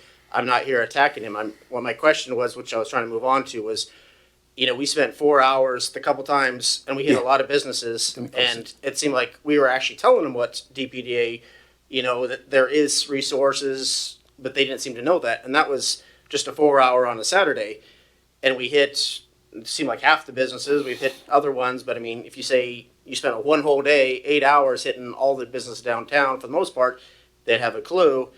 And again, I know you weren't there. It was other directors were not interested in doing that. I'm asking, do you have a plan moving forward that businesses in downtown will know what you guys do, and that, we could work on something to make our downtown better? I mean, that's what I think every council member up here wants, is if we're spending money, we want to see some results, and we just want to know that, our people are coming to the downtown and it's, moving forward in a positive direction. That's why I'm asking. I'm not trying to get into the weeds of. And we want to get back to that. We have a quarterly meeting with the businesses that we were doing before Jerry and before Gustavo, and even before about two directors, because it's already been so hectic for a DPDA, having an interim, having to dismiss one, and it's been very, very volatile. But in the past, we had a quarterly meeting with all the businesses. Mm-hmm. And every 3 months, we invited them, and I think that the chief was also part of these meetings where we try to provide resources and listen to the businesses and see what there was worry them, what would work, how we can help. And so that's why we want to get back to it. And Jerry is a fresher breath air. I don't mean, I am a little defensive because of the history that I have with Cinco de Mayo. It has nothing to do almost with DPDA, because my history with Cinco de Mayo goes beyond the city. And so I see it as a community event, not a money-making event. Please do not think about this. It's not for raising funds. Yeah. So anyway, I know I'm getting off and using a lot of time, but thank you for your attention. And I'm sorry if I offended you or any of you. Please, that was not my intent. Just wanted you to give you a little more history. Thank you. Okay, well, we're fair. I mean, we just want to see what's best for Pasco. And again, you could send out a mailer to 100 people, but unless you go there to their house or to their business, chances are they're probably not going to come. They're just going to toss it. So Yeah. that's what I was asking. Have you gone into the different business? Have you had that opportunity? Yeah, so thank you for bringing that back in. If you all ever invited me, I would surely say yes, and we could hit the businesses together. In the past 2-3 months, couple way down, I don't remember when, Mike and I actually started we just put it on our schedule, spending up to 2 hours just walking the downtown, and introducing me to businesses. Mike kind of has that relationship, so we felt it was appropriate for the first couple times and first couple months that he accompanied me to help do that. And actually in the past week, this past Saturday was Small Business Saturday. And actually this is an aspect of the job that I quite enjoy. Is I kind of like less of the office stuff, and I like being more boots on the ground in front of people. And we had an opportunity to sort of promote these businesses during Black Friday and Small Business Saturday. And that was a really great second introduction for me to these businesses. Was I talked to them about what deals they're going to have on Black Friday, what are some of the struggles they have in the winter months and in the fall. Business just goes way down. And we had an opportunity to promote them for Black Friday and for Small Business Saturday. And we were selected as a small neighborhood champion. So we even got like these little baggies from Amex that we went around and gave. There was only about 50, but we went around and gave those with posters, stickers, and other materials to some of the businesses in the downtown core, 4th and Lewis sort of cross section. And then, and another thing on the Cinco de Mayo is we're working on some strong corporate partnerships. With the Coville Tribe is one that we've already started conversations with. They've been a very strong sponsor in the past, and we're working with them to sort of develop stronger sponsorships and more multi-year sponsorships for our events going down in the future. And I think the purpose of this plus the ask is to get a better understanding of what we can work with. So we're not always, the money's coming up and we're spending here. It feels like it's always kind of, there's never a set budget. There's never a set idea of how much money we have to work with. And so we're working on trying to get ahead of that as well. Okay, and so to finish this, I just want to, I've taken up a lot of time, I realize that, and I thank you, Council. I know Mike Gonzalez, known him for years, very stand-up guy. So just to clarify, when you're walking the city for the couple hours, you're going business to business, or are you just walking around talking to people that are on the sidewalk? Are you actually going into the business saying, hey, getting the owner and talking? Can you just slightly clarify on that? Yeah. We're going inside. We're not just talking to random people off the street. That would be an effective use of time. But right now we're kind of mostly focusing on Lewis and 4th cross section. But I think it's important to note, our geographic boundaries are from just past the underpass all the way to 14th Avenue, which is a lot of real estate to cover. And in the future, I think we may even expand our boundary a bit more north to include some of the historic buildings, City Hall, and up to the roundabout over here. So there's a lot of ground to cover, but right now we're kind of focusing on that cross section that many people consider the downtown core. Okay, well, I will. I'll include you in when we decide to do that, probably in the spring of next year, and hopefully your Spanish is very good because you definitely need a Spanish-speaking person. Absolutely. Oh, okay, thank you. Before I turn it over to both council members here, I want to give some opportunity to Councilwoman Roach. Do you have any questions or comments? Oh man, you guys covered a lot of ground. Yes, I do have a few comments, and I would just like to say first, thank you to Jerry for his presentation, and that was really thorough. Thanks for the transparency on the financials, and it is my understanding that some of the deficit in loss of revenue for Cinco de Mayo was due to some of those cancellations and kind of a carrot being held out for DPDA and LBA to work together and that didn't work out. But I will say that, Jerry, you stepped into a really big role, one that has a complicated history. And while I don't know for certain, until I need some more time to think about that dollar amount that's being asked for, but I will say with certainty that from my experience and my service to the city, seeing what the specialty kitchen has done for the city of Pasco for, I think it's been 11 years that I've, been involved with the city of Pasco and done service for the city, that I've seen that specialty kitchen is the only business incubator that we have and is a real Kickstarter for people who are starting their own businesses. And so the amount listed, itemized for the specialty kitchen is one that I feel very strongly about that we as a city need to fund. And so that's one that I would say whatever improvements are needed there, we should meet that and that ask because there is a lot of worth.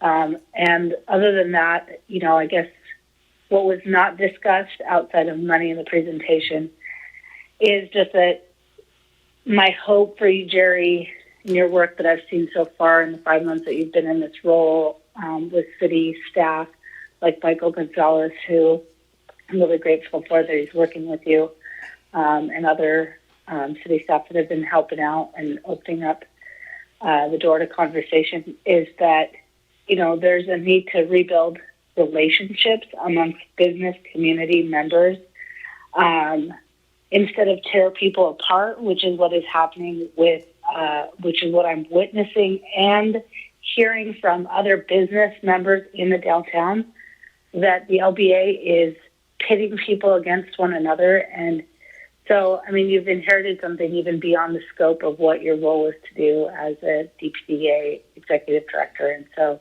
it's going to be really hard. But city council, city staff should be there to be uniting business owners for economic development for the betterment of the city of Pasco and its residents. And so, just want to wish you the best of luck with that, and thank you for your presentation. Thank you, Councilwoman Roach. We'll now go to Mayor Pro Tem Maloney and then Councilman Brown. Thank you, Mayor Barajas. And thank you so much, Jerry, for coming down. I think it was mentioned before by others that great presentation. You did a great job. This is a really hard spot. You've been put into just about as hard a spot as you can imagine, coming into what amounts to a failing organization and being asked to step up, take ownership for that, and then craft a vision forward. So that's no small thing, and I appreciate your enthusiasm and your professionalism that you're showing us tonight. It goes a long ways. I'm not going to ask any questions, but I'm going to make a couple of statements. I'm going to make some things, from my opinion, is very, very clear on this. So I'll get to the punchline first. I will not be supporting an ask of $240,000, full stop. I understand why you want that and what you're looking for, but when I go back over the history of the 10 years that I've been paying attention to the DPDA, it has failed to meet its mission every single one of those years. There's been some very enthusiastic and charismatic leaders. They have also failed at their mission. I don't think it's a you thing. And so I know that sounds like I'm saying the executive director can't handle this. The problem is a structural thing, and that's a structural thing that the city has created. Once we've gone through this process of bringing this consultant and understanding how to untangle and realign what the organization's purpose is, what its values are, and who does what, at that point in time, I think we can have a conversation about, well, what does this look like and what does this need to look like? So I want to be clear, that's not a reflection on you and your capabilities, but rather we have a structural problem here that the city ultimately has created and that the city has to untangle. I understand that the DPDA wants to lead that effort of what that looks like, and I want you to be a strong partner in that. But I'll be honest, it has to be the city that moves forward in this. We've had some of the leadership on your board, as for instance, have been in that position of leadership for some time, and they have created the mess we're in large part. So there's a portion there where, again, it's not just about people, but about organizational structure is just simply broken. So once we've completed that work, I want to have a conversation again about what does that look like? How do we implement the downtown master plan? How do we take advantage of the specialty kitchen and other assets that the city is providing to the DPDA for free? We're not charging you rent on the PSK. That's massive community, or that's a massive asset that the city is providing. We're funding each event. In addition to our funding agreement, we're also sponsoring other things. Logistical support. Our Parks and Rec department, our Public Works department have stepped in to backstop every event for years, to close off roads, to set things up when the organizational structure has failed at planning and executing a Cinco de Mayo event. So we need a funding agreement that makes very clear all of the things that the city does, instead of this kind of nickel and dime thing where we give you $100,000, but wait, we also have a specialty kitchen that we give for free, that we provide the upgrades to, as my understanding, that we actually pay for those. We as a city do a lot more than $100,000 worth of support for the downtown, the DPDA, and that needs to be, I think, recognized and put in one spot, so we know what we're providing, the community knows, and the DPDA understands, because that's been a point of massive confusion, disconnect with board members in the past. What I would support is, I would support the previous ask of $100,000, but to provide it to you all in January. Here's the money. Here's a lump sum up front. Show us that you can take that money and do something with it and hit some of those wins that you're talking about. Some of these things are very achievable, but for me, if I don't start seeing some success, I mean, it's again, not necessarily a you problem, it's a structural problem that something's fundamentally broken here. So I would support of something like that, where we structured a little bit to give you some runway to show what you can do. But I just can't commit to that large of a dollar sign, especially when we start talking multi-year funding, when the DPDA has simply not performed in the past for as long, frankly, as long as it's existed. Let's see. Just going through my notes, I wrote a lot of notes. I will skip most of them. Yes, I think that's really where I stand right now. I can get into a lot of detail, but I think what you're hearing from the questions and the attention of this council for the last, oh gosh, almost an hour on a night that we have, I think, another 10 items on our agenda, we really care about this. We want the downtown to be successful, and we're glad you're part of it. And if we can work together to fix some of these structural issues so we can have some confidence that going forward we will not see the sort of things that we've seen in the past, then I think we can have a very successful downtown. I'm personally, emotionally, and professionally invested in downtown. I want this to succeed, and I think that goes for my fellow council members as well. So expect support, but we're going to hold you to a very high standard, because unfortunately you're wading into you're coming out of a major hole that you did not create. So I hope that your board members are listening to me as well, because really they're responsible for overseeing this for quite some time, and we're in quite the state right now. Thank you. Yeah, if I just could respond a couple items that there's no response needed from you all, but for me, what my mind kind of went to is, one, I'd hope the city would establish this as a process that they do with us and not to us or for us. I believe, that's a recipe for failure if this is something that's done to us. I appreciate you saying that we should be a strong partner. But really, I think, the efforts of downtown should be led by, and we should be accountable to those folks. Those people should be leading some of this process as well. The second thing, it is a very, very scary thought for me to know directors far more knowledgeable, far more qualified than I am, have left this position frustrated and burnt out. So I challenge you all as well to support me, and I challenge the city, the board, everyone.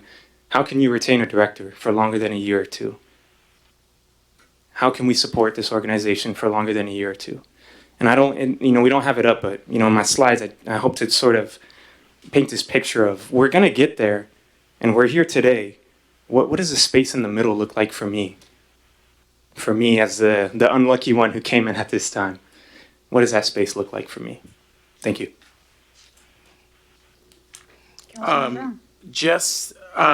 Because you have something called a generational curse that you're dealing with, and it's a problem. So a couple of things. Just remember, transparency for your whole board. Transparency is very important. Tell the whole story. Fact find. Share all the information. but document everything. When you go to these stores, document it. What's the address, the store owner, what time you got there? Sign off on it. It shows that you were there, regardless of what they may say. That's on the side of that. But here comes your treasure chest. You said something very important. You said it without saying it. What about me? So what about Jerry? I am willing to meet with you and get down in the trenches on my own personal time that I do not have to work from the inside out. I cannot give you my time working from the outside in. It doesn't make sense to me. So policies, procedures, structural fixes. It's going to be hard, but there's some shifting that's got to happen. If old school and new school don't meet, you got to get rid of something. And it's a tough game, but I'm offering this to you today, that I'm willing to sit with you 9, 10, 11 o'clock at night, working this way, that way, for short-term goals for a long win. You can't accomplish short-term accomplishments for a long-term win. And it's urgent. We all love downtown Pasco, but all this is great. Everything we're talking about the last hour, that's great. But now it's time to get in there. So I'm telling you, I'll meet you downtown. I'm coming on your turf. Let's get in the trenches and get it done. But the deficit is waiting. Start tomorrow. It's that urgent. Start tomorrow. We have a lot of dollars on the table. We have a lot of asks. But what about Jerry? So we want to retain Jerry. We need benefit packages. We know all the things we need. But let's get in there. I'm not the expert, but I'm a pretty good one. And we can get in there and figure this out. And then we need to start building a wraparound team. One expert here, one expert there, that will make this successful. So if you accept that, I'm willing to give you the time I don't have. Please listen to me. I do not have the capacity, but I'm going to give it to Jerry Martinez. If you accept it, let's make a win for Pasco and for downtown. So I'm not just going to be on the dais. I'm coming to shovel the situation, is the right word to use. If this is good for you, no more dais talk. Let's go to work. If you accept it, Mike, if you accept it, let's go to work. So that's what I'm going to offer you. So what about you? I'm coming to show you. What about Jerry? It's up to you if you accept it or not. So that's for you and the board. It's time to sit down and have hard conversations. They're all not negative. Hard conversations that needed to be addressed eons ago, that has not been addressed and now is affecting a really good director. So we want to face those and we want to support you. So everything that was said today, kudos to everybody, but large amount of money just going in a trash can makes me nervous. And we did not sit here to be stewards of large monies to just waste them. And yes, what about Jerry Martinez? I'm going to keep saying that until you show me that the efforts are there and where Jerry Martinez matters and you've broken the generational curse with your team and your board. So Mike, if you guys accept that, I'm willing to do it. Let's get it on the calendar. If we got to get an hour, 2 hours a day for 6 days, even the world shut down on the 7th day for a break. I'm willing to do that. If you accept it, it's your ball's in your court. You have to call me. I'm not calling you. Sounds fair? Yeah, I so we're appreciate going to that. take care of you, Jerry. Just hang in there and use your resources tomorrow, not next week. Sounds fair? Yeah. Appreciate you. Thank you. Thank you, That's all I Councilmember More Brown. comments from Councilman Campos. Two things. First thing's pretty light. This is easy work. I forgot to ask about this. CDBG. We are applying for it, right? We missed a cycle. Yeah. We're not Yeah. missing any more cycles, correct? Yeah, no, we missed the cycle. We'll be on it next year, and we're kind of prepping ourselves to start doing the reporting quarterly and all that good stuff. Great. Now this one I got to thinking as I'm listening to discussion, and I don't mean to drop a wrench in the gears, but what I heard from the board chair is that events take away from the bandwidth and cause burnout to our chair, or to our director. Our director started his presentation with, what is the PDA? What is the purpose? We've had discussion amongst ourselves about what is their focus, what is their goal. Maybe it's not events. If they've been doing events for 12 years and they have not been successful, I think that speaks for itself. And I hate to say it because it goes counterintuitive. I'd like to see more events in the downtown. But going back to what Director Martinez has said, is that the PDA has an actual power that they can exercise in land use, not event directing. And so I think it's up to us to decide what that looks like. And if we want to retain a director, maybe it's to free up bandwidth. Maybe it's not to have as many events as we have. This is just a discussion piece, but I'm just listening to the conversation and some of the information that I've heard from their chair, and it really got those gears moving. And I hope, Director Martinez, you can pick up from this. We really do want to see you successful. We want to see you stick around. But what does that look like? Going back to Councilman Brown's point is, what does it look like for Jerry? I think bandwidth. We don't want burnout, right? That's a big one. I'm sorry, because that's kind of a big gear to drop in all the wrench, or big wrench to drop in all the gears. But I heard it right from the horse's mouth. So that's all. Thank you. I would say in response to that, Councilmember Campos, that I agree. I have a lot of ideas on how we could do this differently. And I'm really excited to get that consultant on board to help vet our ideas and and work with the DPDA on what this could look like in the future. I'm not opposed to continuing to support the DPDA, but that's the sort of question that we need to have a really good answer on. Part of that will be our direction, and part will be recommendations, I hope, from a very informed consultant as to how do they be successful. And one of the comments that has been made is it's not, you don't get rid of Cinco de Mayo, right? That's not the point. Maybe you separate the 501c3 from the PDA, and now we have a PDA that we focus on, and then separately a 501c3 runs events, and we can sponsor it as a city, but it's a different organization, maybe some of the same people, but they work in hand in hand, but we don't own them, because I'm not really sure why we as a city would own an event organization. That's not really what cities typically do. So things like that, I think, are where we can. So I think there's a lot of opportunity there. I'm really excited. I know I sounded very negative tonight. It wasn't.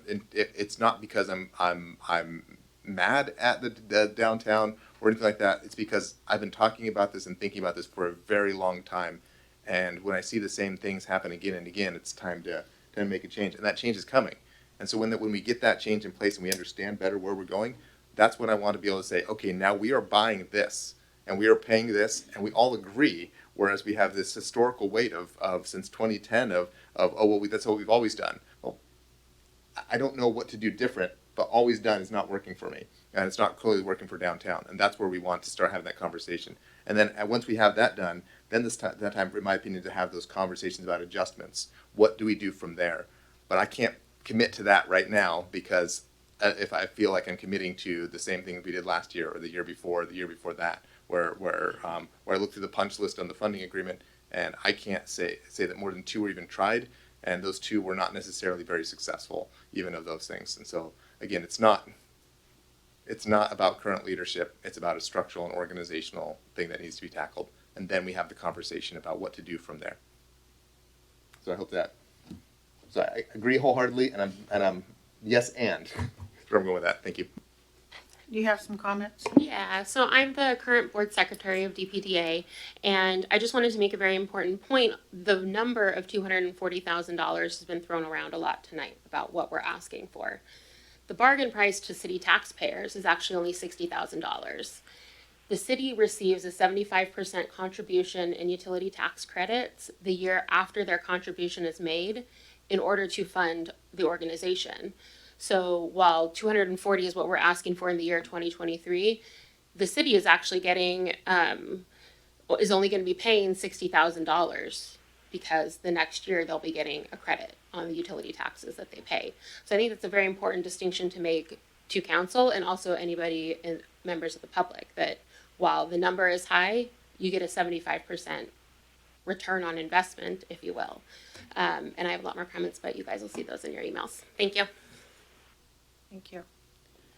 Councilman Mill. That'd be real quick. I just say that sometimes with youth, that sometimes when people say you can't, or you see other people burned out, sometimes if you believe in yourself and you believe in an opportunity, then there is not that. I can just say in my own life, when I started my own business when I was 21, people said, oh, Amazon, or not Amazon because they weren't there, but Home Depot or Eagle at the time, they're going to blow you away. And it was because I believed in myself and I was believing long term. And I say when you go through directors like water, obviously then people start to discount you. But if you do believe in yourself and know that you can do it and you don't listen to people that say no, it will make a change. It will be a positive thing. I mean, I do see a lot of fire in you, and I like to see that. Plus, it is sharp dressed. Anyway, I'm just saying my main point is just because people say that other more experienced people have failed, it doesn't mean that you're going to fail because there was 10 other businesses like us that have been around forever, and yet we survived. Nobody else of those 10 independent companies didn't. But it was because I believed in what I was doing. I was passionate about what I was doing, and I always tried to be humble, be honest with people, and I think sometimes that's what separates one company from the rest or one leader from the rest. You don't have to know everything. It's just how you handle yourself and your integrity in yourself. And that was just my 2 cents of advice to you. So I hope you have a good evening. Any further comments from any other council member? So I created a list. And I have a binder actually. But so some of my council members shared some of the same thoughts that I was writing down. I want to start off with saying kudos to you for everything that you've been doing since you came on. Unfortunately, you inherited a mess. Not your fault. Not placing any of the fault on that on you. I do want to talk a little bit about the marketing strategy that you were discussing, hiring a person. I have been a volunteer. I had been a volunteer of the DPDA since 2011. As a volunteer, I saw many events, and every time I did see the city investing in staff coming out, the city bringing in people to help clean, and even staff coming out to be volunteers. So a lot of in-kind as well. The city has been historically highly involved in making sure the DPDA has been able to put on good events. Unfortunately, like you said, there's been some losses. We've seen that in the past years, even in the last year that I volunteered to create the Cinco de Mayo, that, as I was talking to other staff, generated about 22,000 people. However, it still had a loss. How does an event that brings in this amount of people to downtown, to the businesses, to the storefronts, still have a loss? I can't answer that question because I was not managing any of the contracts, so I don't know.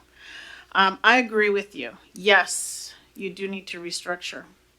And Councilman Brown, staff, council in general supports your idea of restructuring, working from the inside out.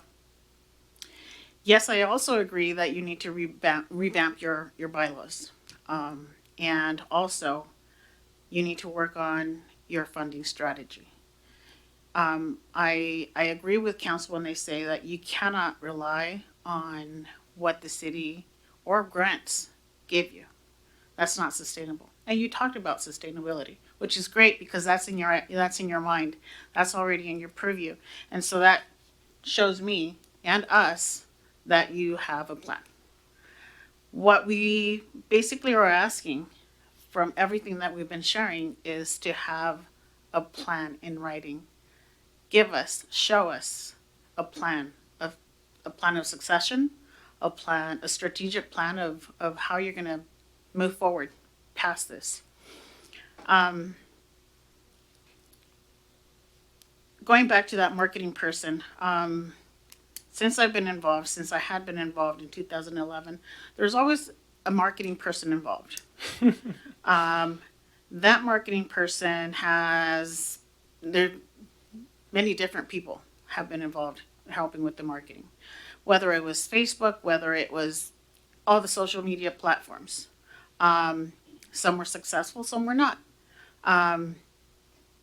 one thing that we have continuously asked is what your outreach efforts have been. What are they? And we still get the same answer. I know, I hear your desire to be out there and do a better job at doing the outreach, being in front of the business owners. You've shared that you just recently started that, and we agree that you are overwhelmed with some of the work that you're taking on.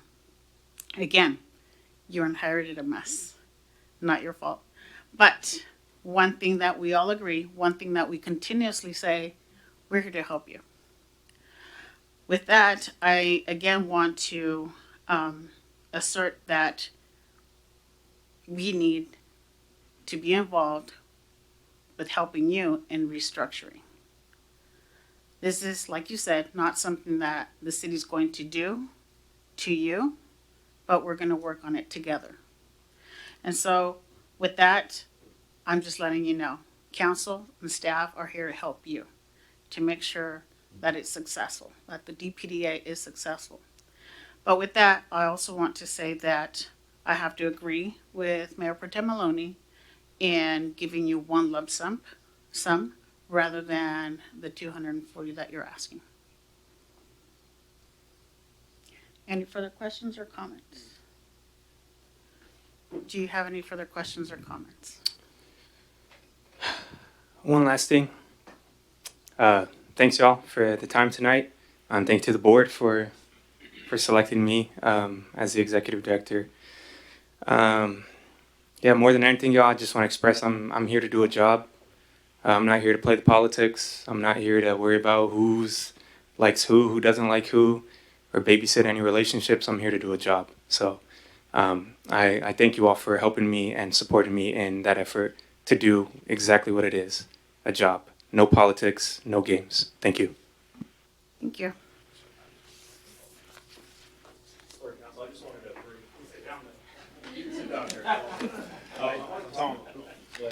Sorry, that's my first time doing that. I just want to talk about one thing. Events was talked about a few times here, and I've been fortunate to sit in this council chamber for years, and I've heard about 4th of July parades, and I've heard about Veterans Day parades, and I've never heard, or events, and I've never heard about a loss to the city when they talk about those events. So I think it's important to look at what is the purpose of a Cinco de Mayo, what is the purpose of a Fiery Foods, and why is that considered a loss? Is the fact that we charge low booth fees so that vendors can come in and make more money, is that a loss? Should we be charging exorbitant fees so that they can show up and maybe not turn a profit at all? I think that's one of my takeaways, is that yes, there are an in-kind, like you talked about, Councilmember Maloney, and about the in-kind labor that goes in with those events, with Cinco de Mayo and with Fiery Foods, but what is your vision for Cinco de Mayo and for Fiery Foods festivals events? Is it for the city to make money, or is it to bring people downtown? Because if the goal is to bring people downtown, I think that we're overwhelmingly successful. Of course, we don't have the direct metrics talking about the exact sales, and I'd love to see that going forward, but why is that considered a loss when the Grand Ole Fourth Parade isn't considered a loss? I've never heard anybody say, the Grand Ole Fourth, it was a loss, it cost us this much. Or the Veterans Day Parade event was a loss. I've never heard that in my 7 years of coming here almost every single month, every single week. So, Councilmember Brown, I think you have your light on. Do you have a question about that? Councilmember Brown. I'm like, you cool with that? Yeah, right. Just a quick touch. When you talk about the losses, for me, it's how it's presented. So if you present to me a full package and you're telling me you're going to gain off of that, to meet both. Yes, financially and to bring people downtown. It takes both of those to even create a downtown, which we know that in the business mindset. So the goal is to do both. But when there is a deficit, again, I'm back to documentation and what happens so that it never happens again. And how do we proactively plan if you presented a budget to me and you fell below those line items? I want to know why. Oh, absolutely. But, I mean, that's pretty much. So in comparison to the other holidays or events, we're going to call them, I don't necessarily know how they was presented or packaged. But again, I believe, me personally over here, believes that the generational curse is really stirring up a whole lot of answering your question. So there's a lot of chaos back there and a lot of attention towards the deficit and how the deficit occurred. And our goal today is move forward. And I can definitely tell you this. If we get to a table, which I've just publicly would like to be invited to, with zero capacity or bandwidth, that we really get down to the nuts and bolts, and I guarantee you, and I could do this, that's where your results are going to come from. To everything that we brought up, if we get at that table tomorrow and start building, we can actually come back next week. If it makes the agenda, I don't know the protocol yet, I'm still a new guy. If we make it back next week with something, it'll be tangible, it'll be strong, and it'll be a short-term goal with long-term effects. So that's the best way I can answer that, because we're shoveling up stuff we don't even need. Let dead dogs lie. So we're going to try to do that and move forward and be successful, but we need to do it. I'm just a right now kind of guy. All this waiting really actually drives me insane. I don't know why we wait so long to accomplish things. Maybe there's a process and a protocol, but some of these things we need to get on it like yesterday, and I think this is one of them. So hopefully that answered it, but together we can make a great change. You and me both, we're on the same page. Okay. Thank you, Manny. You're welcome, sir. Thank you. Any further comments? That was it for me on that subject. Thank you. Any further comments from council? All right. Thank you so much. I guess the direction would be we're going to take this to our next meeting and see where the rest of the council stands. So with that, we're going to move on to... Just a point of clarity, I guess. The comment about doing it in a lump sum at 100,000, is that consensus from the council, or I just want to better understand that component? I'll offer consensus on the dollar value. I'm not certain that it's wise to give it up front. Maybe two payments, one that precedes our consultants, one that comes post consultants, because it sounds like they're going to come in within the next month or so and do the work hopefully within 90 or 180 days max. If that's feasible, I mean, again, my preference, stake it at 100,000, if anything, and then divide it, segment in the first and third quarter, whatever. Is that the general consensus? Councilman Campos? No, not quite. I mean, I would really like to try to capitalize on that tax credit if possible. If we max that out, we're only net $60,000. But I think having a measurable point of success for the DPDA, if we were to do some sort of staggered payment, if we do 100,000 up front, we see the progress that we think is moving in the right direction for that year, and we cap out the rest of it. I would like to try to capitalize on it, but again, I'm only one member of this council. And I'm here to work with you guys, and I understand the vision. I just, my interest is I would hate to leave some of that on the table, and it may be a good carrot to dangle. Again, it's just a point of conversation. That's kind of where I'm at, but I'll submit to what the rest of the council feels like. Okay. Councilwoman Roach, do you have any comments on that? Brief. I concur with Councilmember Campos on this. Okay. Councilman Brown? Still perplexed on the money thing. So, just being transparent. If there's not a budget plan, even for the $100,000 that has reasonable measures, I can't vote on that, even if it's $40,000. And I think to me, I would like it to see, and it's going to sound like micromanaging, but I'm okay with that. If we ration this thing out on a monthly basis and see how this looks, I don't know what we got to do to write something up and say, okay, for 6 months, I'm cool with the 100,000, but we're going to ration it out on a monthly basis so we can make sure that we're really on top of this and we're not getting beat up about the losses that, there's no fact-finding behind.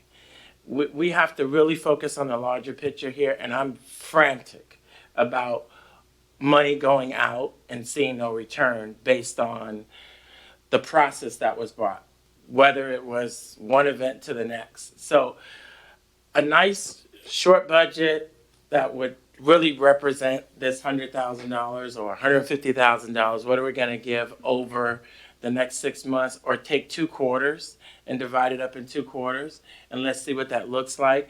If they're still bleeding, then we have to stop it and put a Band-Aid on it immediately. So $100,000 in a lump sum, we have to go in some kind of discussion, or I could be outvoted and I'll be a majority rules here, but I'm not a fan of spending the city's money that way. Okay. And I totally support downtown. I'm ready to go to work, but that doesn't make a lot of sense to me. I wouldn't even do it in my own household until it made sense. So rationing it out on a monthly basis, make sure the employee salaries are covered. I do agree with all that. We got to take care of these guys. We do have to add employees, I get it. But what does that look like? $60,000 a month? Okay, well, let's walk it out. And then if it starts looking a little to the left, then we bring it back to the right and stop the bleeding. So that's where I'm at. If we can ration it, you got my vote. So before I move on to Councilman Milne, Director White, you have some comments?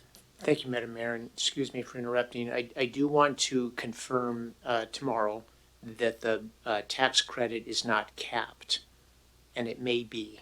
And so I want to bring that information back to council whenever this returns. Okay. Councilman Milne. Thank you, Mayor. I would say maybe a different version of Serrano's idea. Maybe we give him 50,000, because obviously it would help to have extra money, not knowing that you're having to wait for the other quarter.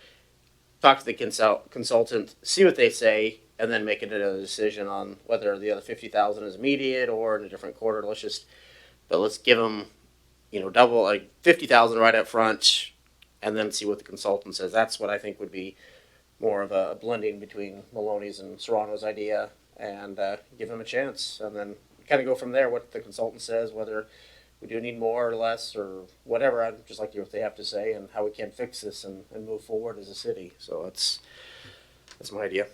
This is Councilmember Roach, and I just want to say I feel like we're backpedaling on the things that we just said to Jerry in terms of supporting. I don't see micromanaging and rationing out money. With all due respect, Councilmember Brown and Councilmember Milne, to your comments, I'm not in agreement with rationing out. I don't think that shows the level of trust that we have in a brand new ED to do his role and to do it with less of a operating budget than the previous year. I think that's setting somebody up for failure, and I'm not going to be on board with that. Okay, thank you for your comments, Can I Councilwoman reply to Roach. that? I wasn't saying give him less. I'm saying he would have, instead of having 25,000 per quarter, he would have 50,000 up front. So that would actually help him. I would say not dole it per month, but give him 50,000. Let's hear the consultant, see what they have to say. And then, if the consultant says the other 50,000 immediately, we do it. I mean, let's just hear what they have to say, but at least give him a chance so he's not worried about his paycheck, or his staff's paycheck. That's what I was trying to get to. That was my point. Right, and just to clarify as well, I'm not giving a number. That was an example. Whatever we want to give them, I want them to succeed. So if they need to, if their budget is $80,000 a month, let's make it all make sense and float them for whatever amount of time it's going to take. If it's $300,000, I mean, we spend a lot of money on everything else, bridges and everything else. And I see why we can't take care, this is a little sidekick for me, I guess. We got to break up the monotony in the room. It's a little stiff in here. If we got whatever the amount is going to be, let's set that up to be successful. And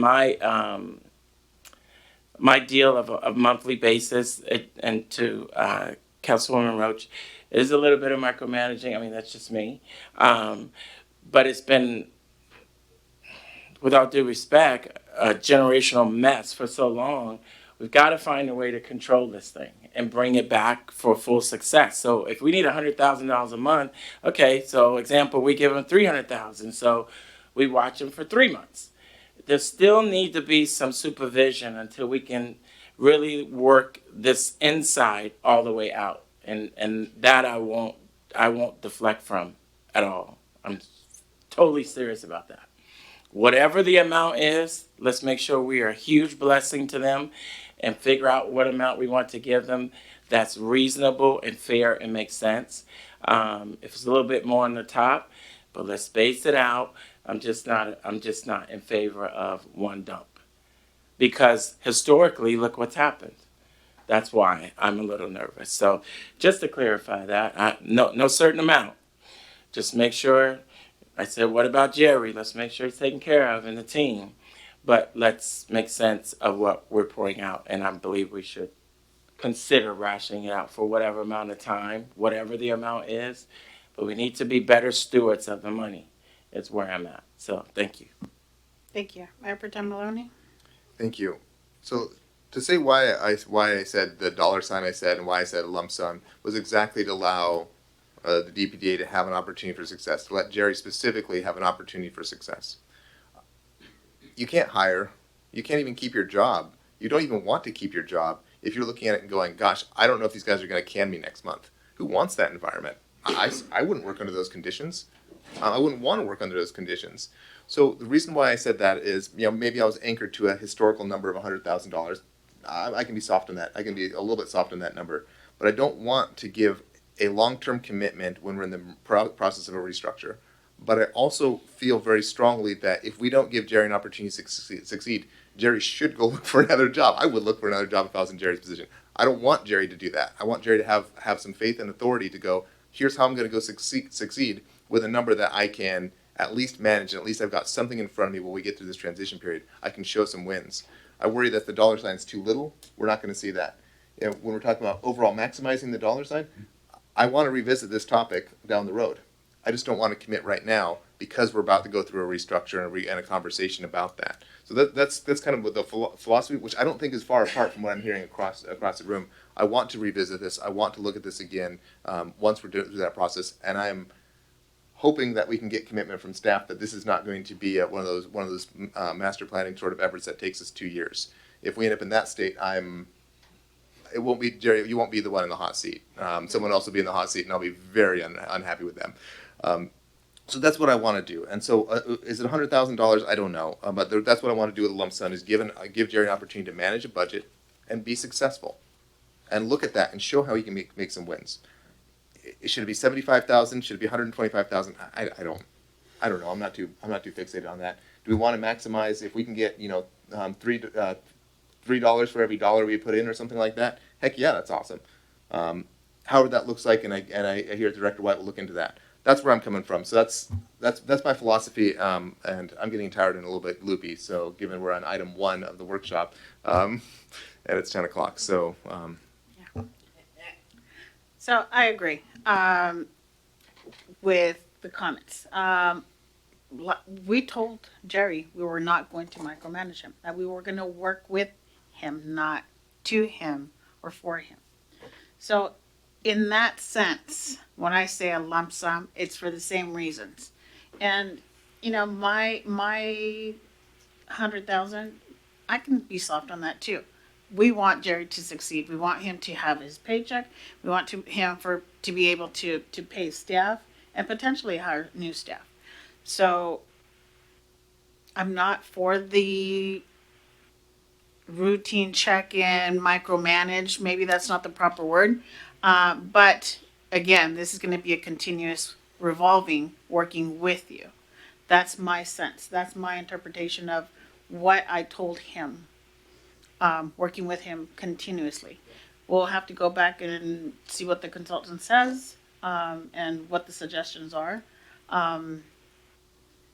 So I guess the direction that you're looking for is, do we agree in giving DPDA a sum to set them, or do we give them a partial sum? How do we want to do that? Strike 2 ordinances. We've done that. We did that tonight. Optional ordinances. That seems like the easiest way to end this tonight. I mean, not ordinances. Sure. So there would be one resolution to approve an agreement. I think at this point, Mr. Wright and I and our interim city manager Lincoln and I think we can. We've heard enough feedback. I think we'll put something together and we'll make it so that it's malleable enough so that if folks want to amend it, we'll be able to amend it and we'll go from there. Okay, thank you. Yeah, sorry it was winded, but we were getting there. Thank you again, Jerry. Question, Madam Mayor, would Yes, we ask what the ask is as far as the dollar amount to survive for a year, 6 months? Are we doing that, or So in the Or- proposal or that what we kind? got, there's a number? There's a number. Okay. Yeah. Thank you. Okay. All right. Okay. Item B. Can we take a 5-minute break? Because I'm going to die. We will be taking a 5-minute break to return at 10:01. Please run. I mean. Okay, and we are back from our little break. We will be moving into item B, proposed 2022 budget supplement. Discussion by Director Buckley. Good evening. This is the bookend to what we talked about earlier at this the special meeting. This is closing up our 2021-2022 budget. As you might recall, at mid-biennium, we reevaluate and look at what expenditure changes budgetarily might need to be made. And then this here at the end of 2022, we are doing essentially the same thing. Historically, you oftentimes would get a bigger number because we caught it all up at the end of the year, but we've worked with the help of the departments as they're coming to council with certain items that they know they'll need a budget adjustment for, they bring them at that time, and it kind of helps keep your calendar not quite so full, hopefully. So this is more, these are things that are kind of more miscellaneous that would not have come to you otherwise. And so we went and looked for big ticket items, not, we have a little extra budget capacity in one place and can use it somewhere else. And so these are just the bigger items where we know we need to a higher appropriation level on the expense side because the auditors will check that and we need to make sure that we get your authority. So I'm not going to talk at all about the things that were in your packet and explained as reasons for requested appropriation increases. There are a few. We have 3 others that we're just doing a little bit more research on.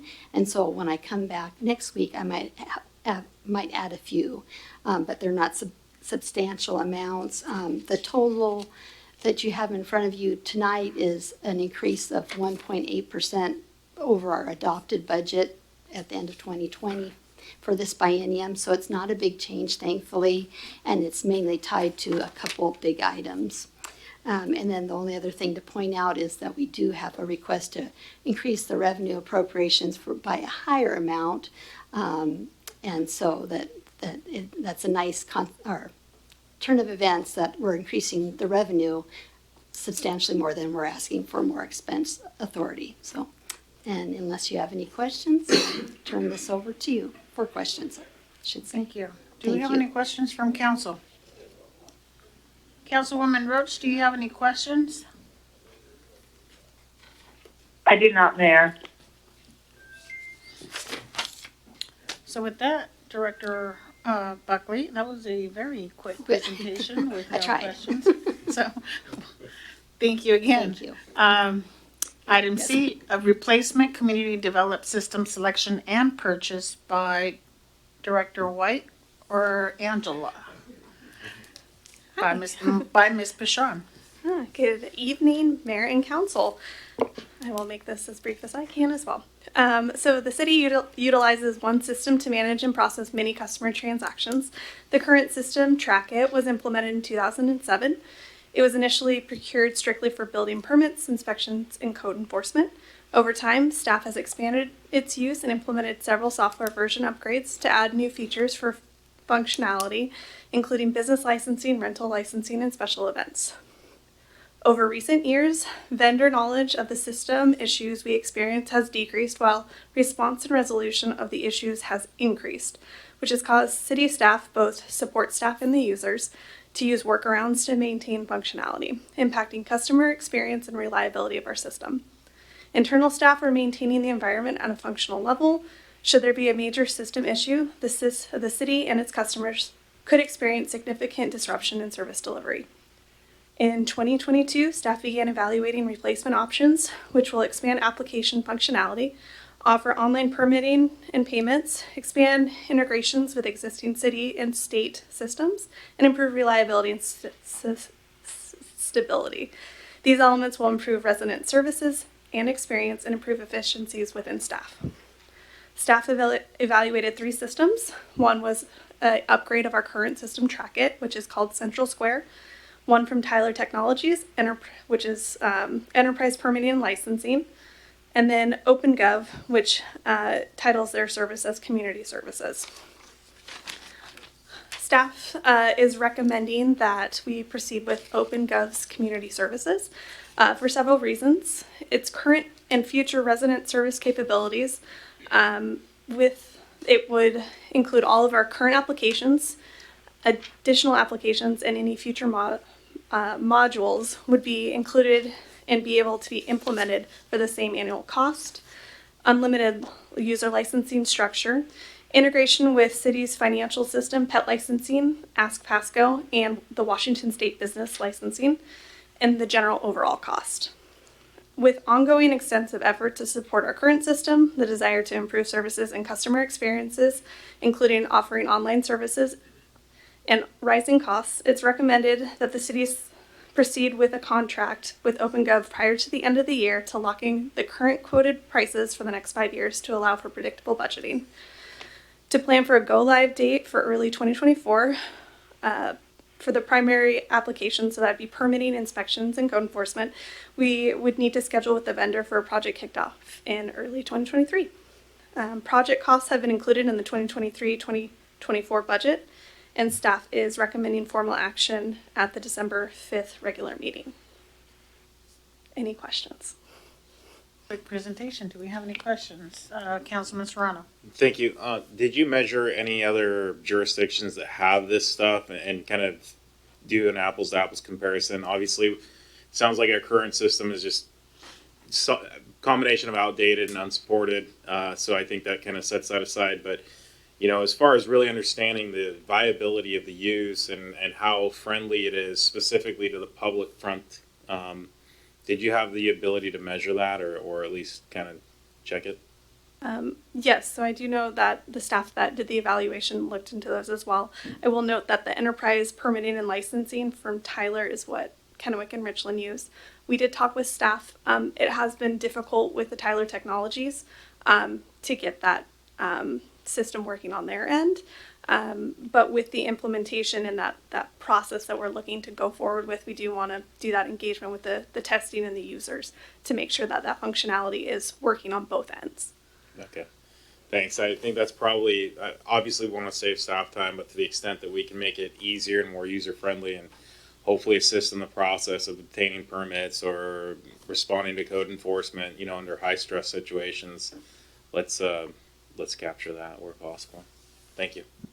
Thank you. Any questions from you, Councilwoman Roach?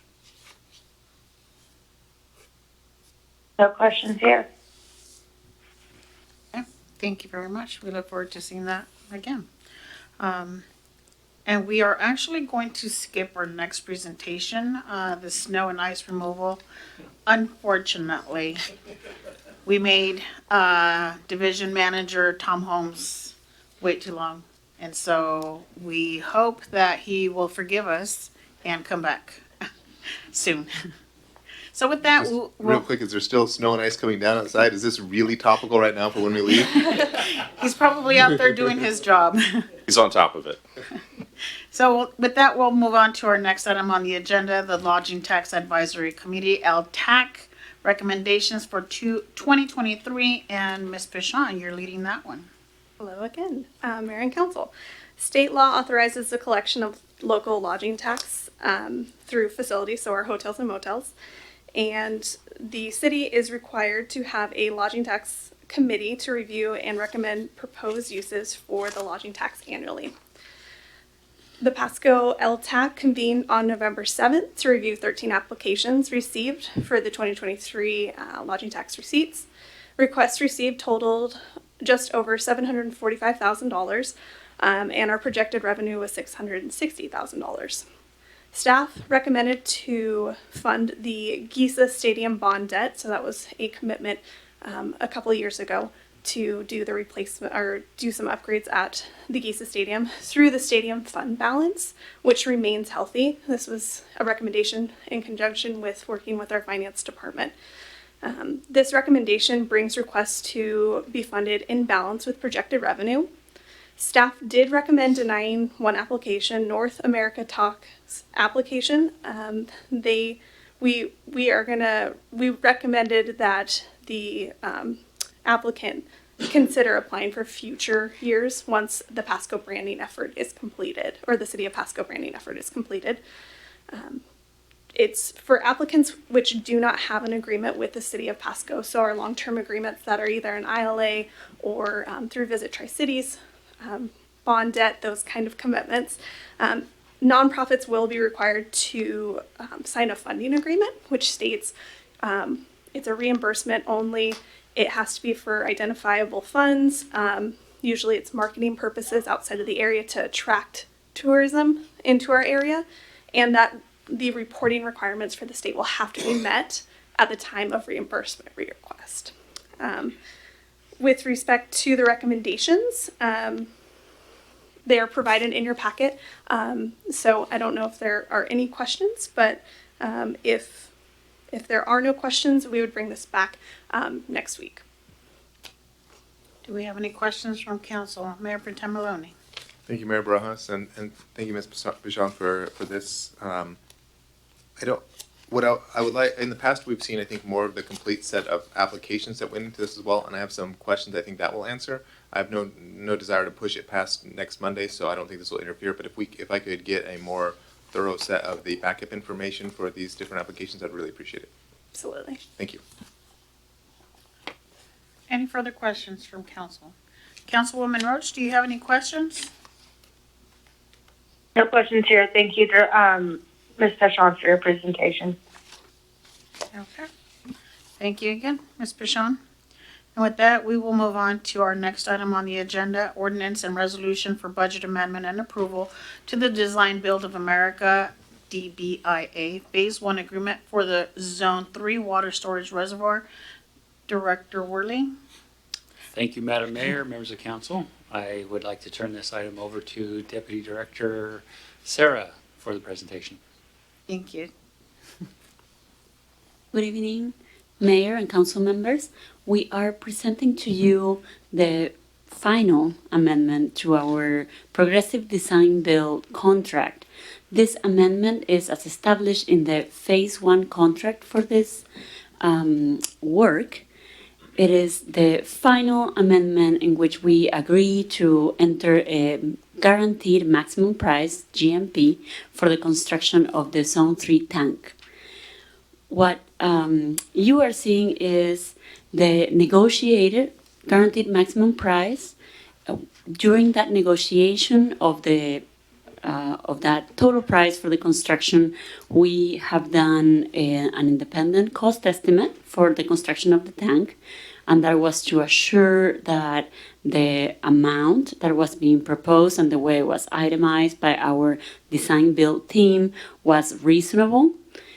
We found our independent cost estimate to be above the amount that our design builder was proposing, and we work towards an agreement to establish timelines, milestones, liquidated damages in cases in which those milestones are not met, and to turn that guaranteed maximum price into a lump sum agreement. What that does is allow us to have the tank built in the timeline that we need, and to not have to have, as intense of a construction management effort on our end if it's lump sum. Otherwise, it would have been cost plus fee throughout all the months of construction. Okay, along with this amendment, we are also proposing a budget amendment. And I will explain that there was a planning level cost estimate, which is where we started. And that was rooted on the water comp plan that was adopted in 2019. And that amount had been revised for standard inflation, which is not really reflective of what we've seen in the last year and a half. And now that we are at the time of entering the agreement, we have identified a shortfall for funding, which is a shortfall from the amount that is currently adopted in the budget and the proposed budget that is proposed for next year. So when we add those two, we still have a shortfall of just under $4 million. So we are proposing a budget amendment to add $4 million, an additional $4 million, to reach the $19 million that this project will cost, or we estimate will cost.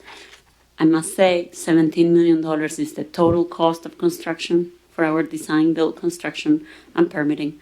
And then there are $2 million, rounding numbers, where we have construction management, inspection services, materials testing, land acquisition, and contingency accounted for. So there is a good chance we don't need to use all the amount of money that we're asking to amend, but we would like to do this in one go. Okay, with that, I think I covered the key items, trying to keep this short, but I'm happy to answer questions. Any questions from council? Councilman Campos? My favorite words, short. Just a quick question. Some words I haven't heard you use up until tonight, liquidated damages. Why this particular project? And is it something that you currently use as a tool and you just really haven't had to elaborate before, or this specifically is driving us to use liquidated damages? We use liquidated damages in many of our projects, specifically in those that there is a clear impact should the schedule that is needed for the project is not kept. This is the case for our water system. Our water system needs the improvements done in an adequate timeline because we already have a storage deficiency. This will help alleviate the deficiency. It will not eliminate it. And so we cannot support the growth and the businesses that we know are projected to be here in the city if we do not complete this in a reasonable timeline. Got it. So I want to be clear, in case the language has changed on me. I think the rest of my council may not know this, but liquidated damages means that if a contractor doesn't meet their milestone, they pay us for delays in their schedule. Okay, all right. With that, thank you, Deputy Director Sarah. Mayor Pro Tem Maloney? Thank you. Just to briefly piggyback on what Councilmember Campos was saying there, how we have a very firm need by date, and that's why we chose this contract style, and that's why we've gone this approach. How confident are we in meeting that date? How confident is the contractor in meeting that date? We have worked with them to establish the milestones. We had a need.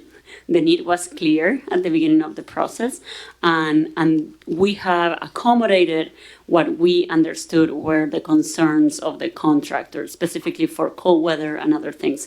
So what we have is milestones. Instead of having a substantial completion at the time that we had decided, we thought we needed the project finished, what we have is an in-operation milestone, which is really what is driving the project. We could have work that is part of the project, but is not key to the functioning of the tank, that could be done outside of the timeline that is key for the system to be operational. So we are at this time confident that they can meet the timeline. This is a timeline that we haven't forcefully established upon them. It's like we have worked with them to establish a timeline that meets our needs, but it's also doable for them, because that had impacts in the cost as well. So we wanted to be clear on what was included in the cost, and, for example, how we're going to deal with cold weather construction or coating efforts in the tank, especially when we're looking at next winter. Did I hear that we held on the date we needed, but we worked with them on what complete means to make sure that complete means it's able to function as necessary for our need date? Did I understand that correctly? And then they can finish out punch list item after that, but we were able to hold the need date that we had? Yes, operational timeline is held. There's like site improvements that may happen after that time. Great, thank you. Any further questions from council? And you have some comments? Okay. I guess with that, we look forward to seeing it next week. And I'm not sure if you're still in the hot seat for our next item. Resolution bid award East UGA Expansion Sewer Local Improvement District number 152, Phase 1 and 2. And it is you. It is indeed. Good evening again. We are presenting to you two bid awards. These are related to LID 152 for the East UGA Expansion Sewer LID. I will just touch the highlights. These are the two first phases of the project. There are two additional phases that are forthcoming, one to be bid in December and the other one to be bid in January.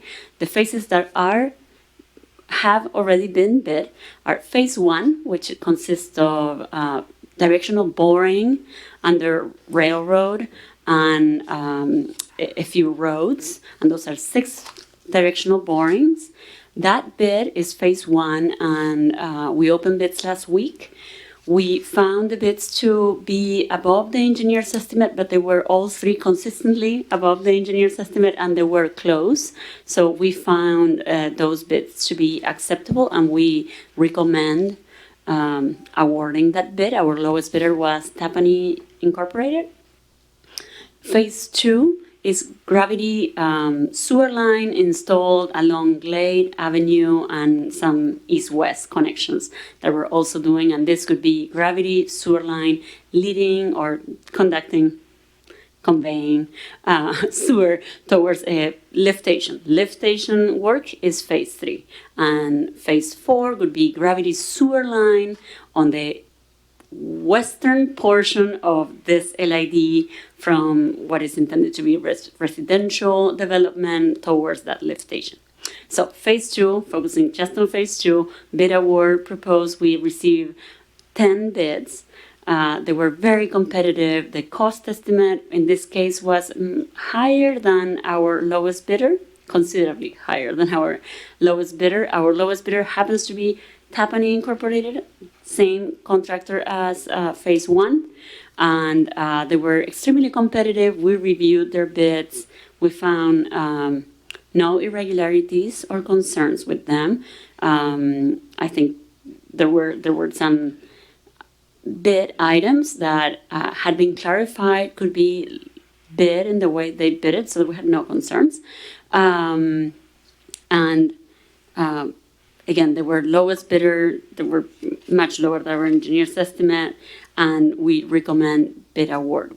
This project, as it stands right now, has budget in this year for this bid award to occur. Most of the work will happen next year. Next biennium budget has dollars allocated for the remainder of the phases. So with this, I would be happy to answer questions. Do we have any questions, Mayor Pro Tem Maloney? Yes, just one brief one. This is also tied to a pretty date certain, right? If this is one of the items that is also necessary for some of the expansion we're seeing in our industrial area. What's the long pole in the tent, so to speak, for that? Is it the previous item that we just talked about with the water storage, or is it the sewer? What's going to, if anything holds that project up? What's it going to be? Fire stations? Like what item has the longest schedule of the disparate set of items that we need to put in place for some of these facilities to start up and get going? And if that's not, if you'd like to answer that question via email or later down the road when you double check, I'd appreciate that. I think I can address that. I think there are numerous utilities that the city has committed to provide for not only the north area, but the industrial area as well. We've got water being provided there, we've got sewer to be served there, and we've got PWRF related improvements that are needed as well. I believe the answer to your question as far as the long pole in the tent is probably going to be the reuse facility improvements. The water and the sewer are going. The water is multiple projects, but it's moving along very well. And the sewer with the LID improvements are moving along very well also. And so the PWRF improvements, we continue to work and are getting closer and closer to getting as far as the water and sewer are. Thank you. Any further questions from council? Councilwoman Roach, do you have any questions or comments? No, ma'am. Okay, so we look forward to seeing that next week. With that, we move on to our next item, item H, Resolution Community Economic Revitalization Board Loan Application Approval for the Process Water Reuse Facility Pre-Treatment Improvements, and it's you now. Thank Director you, Madam Worley. Mayor. I get to take this one myself. This is a request by council as required by the Community Economic Revitalization Board to get approval to apply for a loan. We are looking to apply for a $5 million loan to assist with the pre-treatment improvements at the PWRF for increase all the processors and for Dairy Gold. Any questions? Very quick presentation. Any questions? Councilwoman Roach, do you have any questions or comments? Couldn't get to unmute fast enough. No, I do not. Okay. Thank you again. Very quick, and we look forward to seeing that in our next meeting.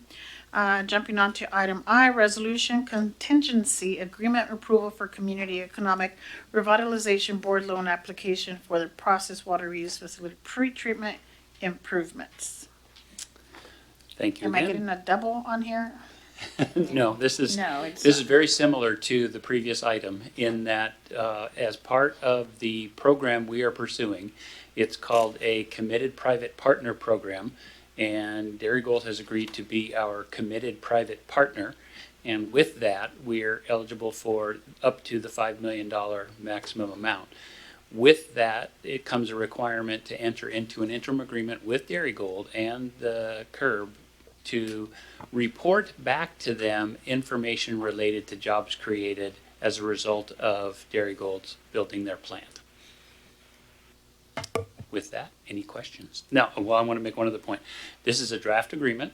It was based on a format provided by CURB, and I've edited it and we've sent it over to Dairy Gold, so there may be some changes, minor changes, between now and next week when we finalize it.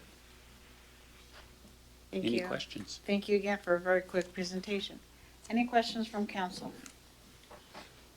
Councilwoman Roach, do you have any questions or comments?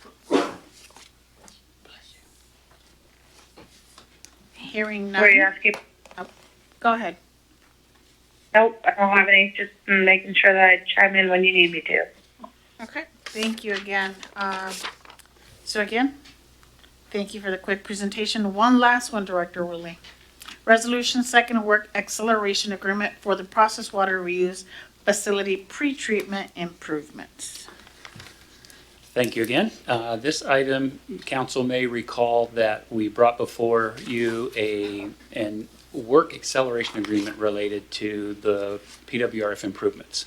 This was an agreement that committed the city to reimbursing expenses to Burnham, the RNG developer, if we did not get into a wastewater treatment agreement by a date certain, which was originally in October, but then delayed to the end of November. And we did not receive our total cost analysis for the improvements to share with the processors until last week due to some circumstances beyond our control, and we weren't able to move ahead with that wastewater treatment agreement without those numbers. So it's been delayed, and so we are moving forward with the reimbursement to Burnham for those costs. And then we are asking council to agree to a second work acceleration agreement to allow Burnham to continue to move forward through January, when we expect the wastewater treatment agreement to be completed by the end of January. So we're basically delaying the approval of the wastewater treatment agreement and being committed to what we agreed to on the first work acceleration agreement and asking for a second one. And we have reviewed this with our processors, and most are on board. There was a question about how the payment under the first work acceleration agreement was going to be handled. And we are working with finance to determine the 2022 true-up bill for each of the processors, which will include the work acceleration agreement payment under the first contract. Okay, thank you again. Any questions? I'm seeing nods. Questions for Mayor Pro Tem Maloney? Thank you, Mayor Barajas. Director Worley, as you may recall, in the first round, I had a lot of concerns about what are we setting ourselves up to for as incremental pay for it without actually having finalized any agreements, and we're currently going down that space. I'm uncomfortable with this. This is a very large and very important project, and I understand the need for continuation. But this locks us in for up to over $5 million now. Yes. And the number starts to get very large in terms of investment into something that we haven't yet determined whether we can do or want to do necessarily, right? So I'm feeling very uncomfortable with this. I do not want to hold this up, but I'm going to ask you, do you think that we're going to meet this next deadline? Because we've now missed one deadline that had already been pushed past our original presentation. And I would not be bringing this to you if I had not had the support of our processors. And as we all know, the costs and expenses of the reuse facility are covered by our processors. And so, and they've been with us the entire way, knowing that we're trying to move this thing forward. We've got the wastewater treatment agreement with Burnham to finalize, and we've got some additional assistance on getting that reviewed. And we also have each individual wastewater treatment agreement with the processors, which is also being reviewed, and we will work with each of the processors to get those finalized as well. So yes, we anticipated to have this done by the end of November. We didn't make it. Again, the financial consultant had some medical issues that couldn't be avoided, and so that was the reason for the delay on getting the rates that we got. And so it was, like I said, beyond our control. And the payment under the first work acceleration agreement will be credited to the cost of the overall project. Mm-hmm. So we're not losing anything, basically. It's basically with the agreement, Burnham is able to continue to move forward with their financing and with the work that they're doing. It's basically saying the processors in the city are committed to keeping this thing moving. I understand and appreciate that. The processing facility and our entire process water reuse facility was a really, really bold idea when it first came about, and has been a major driver for economic development and employment in our area. And I am very conscientious about potentially burning our processors, and as we look at expanding this and continuing to push that next one. So I'm not opposed to this. I am just very concerned, and I'll voice this now. And if we start to see that we're going in the wrong direction, I would really like an early heads up rather than a late heads up. Okay, Thank you.